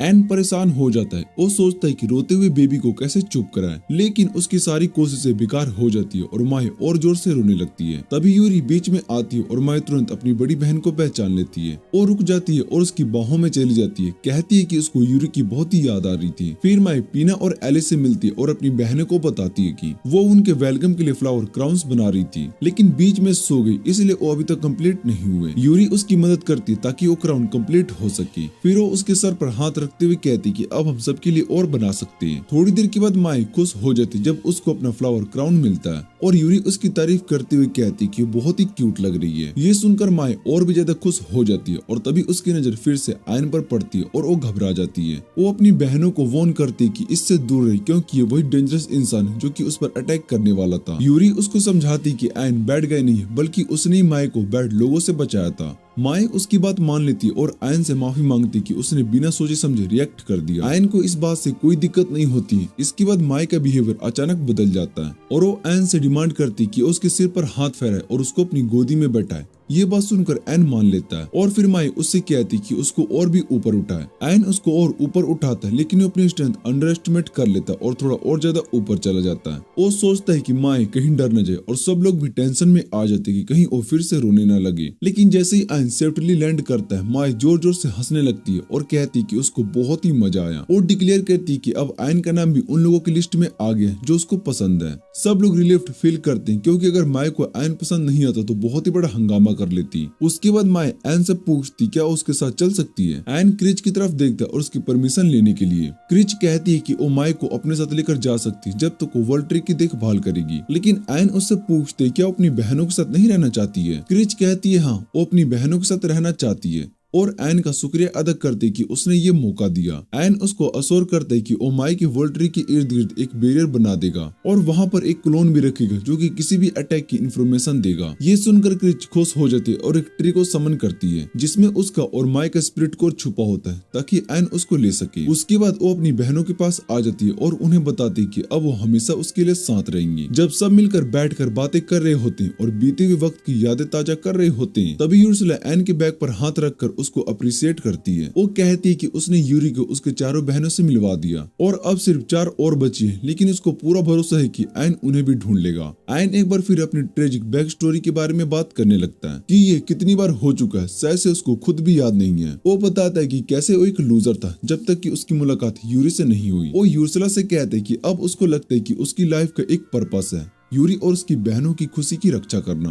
वो कहता है कि अब वो खुद पर प्राउड फील करता है और आगे भी ऐसे ही काम करता रहेगा जो कि उसको खुद पर गर्व महसूस करवाएगा। यूर्सुला को याद आता है कि जब उसने सबसे पहली बार एन को देखा था तब वो एक पैथेटिक क्राउ था लेकिन अब उसने जो चेंज किया है वो देखकर उसकी आंखों में आंसू आ जाते मगर वो अपने इमोशंस को दिखाना नहीं चाहती। इसलिए वो सीधा उसको एक किक मार देती है और कहती कि स्पिरिट कोर जल्द ही दे दे। एन उसको कोर दे देता है और उर्सुला उसको अपनी आर्टिफिशियल आई में इंसर्ट कर देती है। इस वजह से उसको क्रिच का इविल आई और माई का ट्री क्रिएशन का पावर मिल जाता है। साथ ही उसकी आर्टिफिशियल आई की भी लेवल अप हो जाती है जिसकी वजह से वो और भी ऑरास को देख सकता है। क्रिच आगे बढ़ती है और उसको बताती है कि उसका इविल आई किसी भी चीज को अपनी नजर में फाइल्ड के अंदर एरेज कर सकता है। क्रिच आगे बढ़ती है और उसको बताती है कि उसका इविल आई किसी भी चीज को अपनी नजर के फील्ड के अंदर से इरेज कर सकता है लेकिन इसमें बहुत ही ज्यादा माना लगता है और इसके सीरियस साइड इफेक्ट भी हो जाते हैं। इसलिए वो एडवाइस करती है कि बिना सोचे समझे इसको यूज ना करें। एन थोड़ा डर जाता है और वो कहता है कि इसको अल्टीमेट मूव के तौर पर सेव करेगा। माई भी तुरंत आ जाती है और वो कहती है कि उसका पावर एन को पेड़ कंट्रोल करने में मदद करेगा। डिमोन्स्ट्रेशन के लिए वो एक बड़ा सा पेड़ समन कर देती है और ये देखकर आयन बहुत ज्यादा शौक हो जाता है। उसके बाद उर्सुला आयन को बताती है कि अब वो ओरा को देख सकता है। ये एक ऐसी एबिलिटी है जो कि किसी भी इंसान की स्ट्रेंथ को बहुत ही बढ़ा सकती है। डीमन इसको कॉमनली यूज करते हैं और इसी वजह से पहले डीमन लोनो ने जल्दी से डिफीट हो गया क्योंकि उसने एन को अंडर एस्टिमेट किया और अपनी ओरा को एक्टिवेट नहीं की। यूर्सुला फिर एक और खुशखबरी देती है। एन की सोड अब एंटी ओरा से इंसेंट हो चुकी है जिससे अब वो डीमन के खिलाफ और भी इजीली लड़ सकेगा। थोड़ी देर के बाद एन और सब लड़कियां नेगांस कासल पहुंचते हैं जो अब से उनका नया बेस होने वाला है। पहले दिन एन डिसाइड करता है कि वो कैसल को अच्छी तरह से क्लीन करेगा। यूरी बहुत ही एक्साइटेड होती है हेल्प करने के लिए। पीना ऑलरेडी अनोयड लग रही होती है। एलिस अपना बेस्ट देना चाहती है ताकि वो एन को इम्प्रेस कर सके। क्रिच पूरी रात पीने के बाद बेसुध पड़ी होती है। माई सीधा टंटरूम फेंक देती क्योंकि उसको सिर्फ खाना है, सफाई नहीं करनी। लेकिन एंड में एन किसी भी तरह सभी को मना लेता है काम करने के लिए। फिर वो सबको टीम्स में डिवाइड कर देता ताकि सब रूम जल्दी से कवर हो सके। एन और एलिस लाइब्रेरी को क्लीन करने के लिए जाते हैं। वहाँ जाकर एन को उसकी पहली मुलाकात याद आने लगती है। दूसरी तरफ एलिस सोचती कि अब जब वो दोनों अकेले हैं तो ये परफेक्ट मौका है अपनी फीलिंग कन्फेस करने का। लेकिन जैसे ही वो कुछ कहने वाली होती है एन उससे पूछते तुम्हें बुक्स पसंद है, पर बेचारी एलिस बुक्स का पार्ट सुन ही नहीं पाती और उसे ये समझ में आता है कि एन उससे अपने बारे में पूछ रहा है। एलिस हेजिटेट करती है और वो सोचती कि अपनी फीलिंग्स कैसे कन्फेस करे, लेकिन तभी एन कहते हैं कि मुझे भी ऐसा ही लगता है। ये सुनते ही एलिस एकदम शॉक्ड हो जाती है और इतनी ओवरवेल्म्ड हो जाती है कि उसको ये समझ में नहीं आता कि एन बुक्स की बात कर रहा था। उसके दिमाग में एकदम सुपर सैया मोड ऑन हो जाता है और वो अपनी ही दुनिया में खो जाती है, सोचती कि एन भी उससे प्यार करता है। जैसे ही एन उसको समझाने की कोशिश करता है, एक दौड़ती हुई किताब सीधा उसके मुंह पर लगती है और वो दूर जाकर गिर जाता है। पीना किचन क्लीन करने का काम ले लेती है, लेकिन असल में वो सिर्फ इल्यूजन का काम करती है ताकि आगे सब कुछ साफ हो। लेकिन कीरो उसकी स्टिक को समझ आता है और उसको अच्छे से क्लीन करने पर मजबूर कर देता है। दूसरी तरफ यूरी और यूर्सुला बात को क्लीन कर रही होती है। यूर्सुला यूरी को पकड़ने की कोशिश करती है, लेकिन वो स्लिप हो जाती है और पिलर से जा टकरा जाती है। यूरी हंसने की वजह सीरियस हो जाती है और उससे कहती है कि वो इतनी ओवर प्रोटेक्टिव ना बने।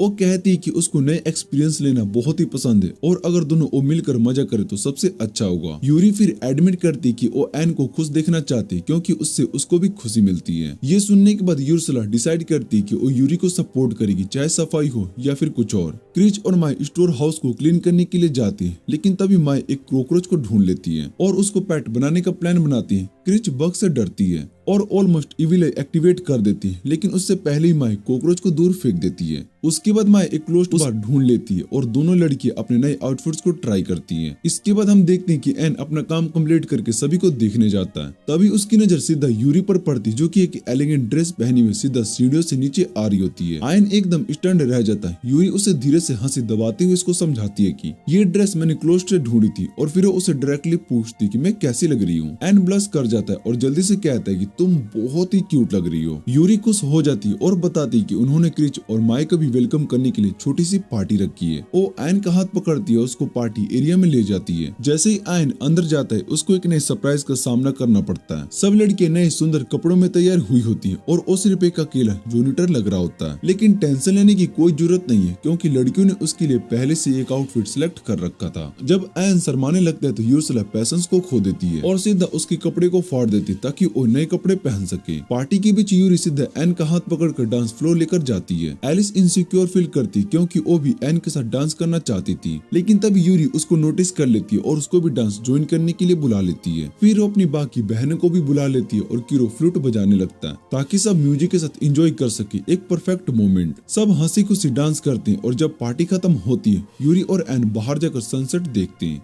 यूरी सॉफ्टली कहती है, थैंक यू एन, तुमने मेरी बहनें वापस दिलाई। एन उसका हाथ मजबूती से पकड़ता है और वो कहता है कि मैंने तुम्हारी बाकी बहनों को भी ढूंढ निकाला, हम सब मिलकर एक बड़ी खुशी फैमिली बनेंगे। इसी के साथ ये सीजन यहीं पर एंड हो जाता है। अगर आपको ये वीडियो अच्छी लगे तो वीडियो को लाइक करके चैनल को सब्सक्राइब करना ना भूलना।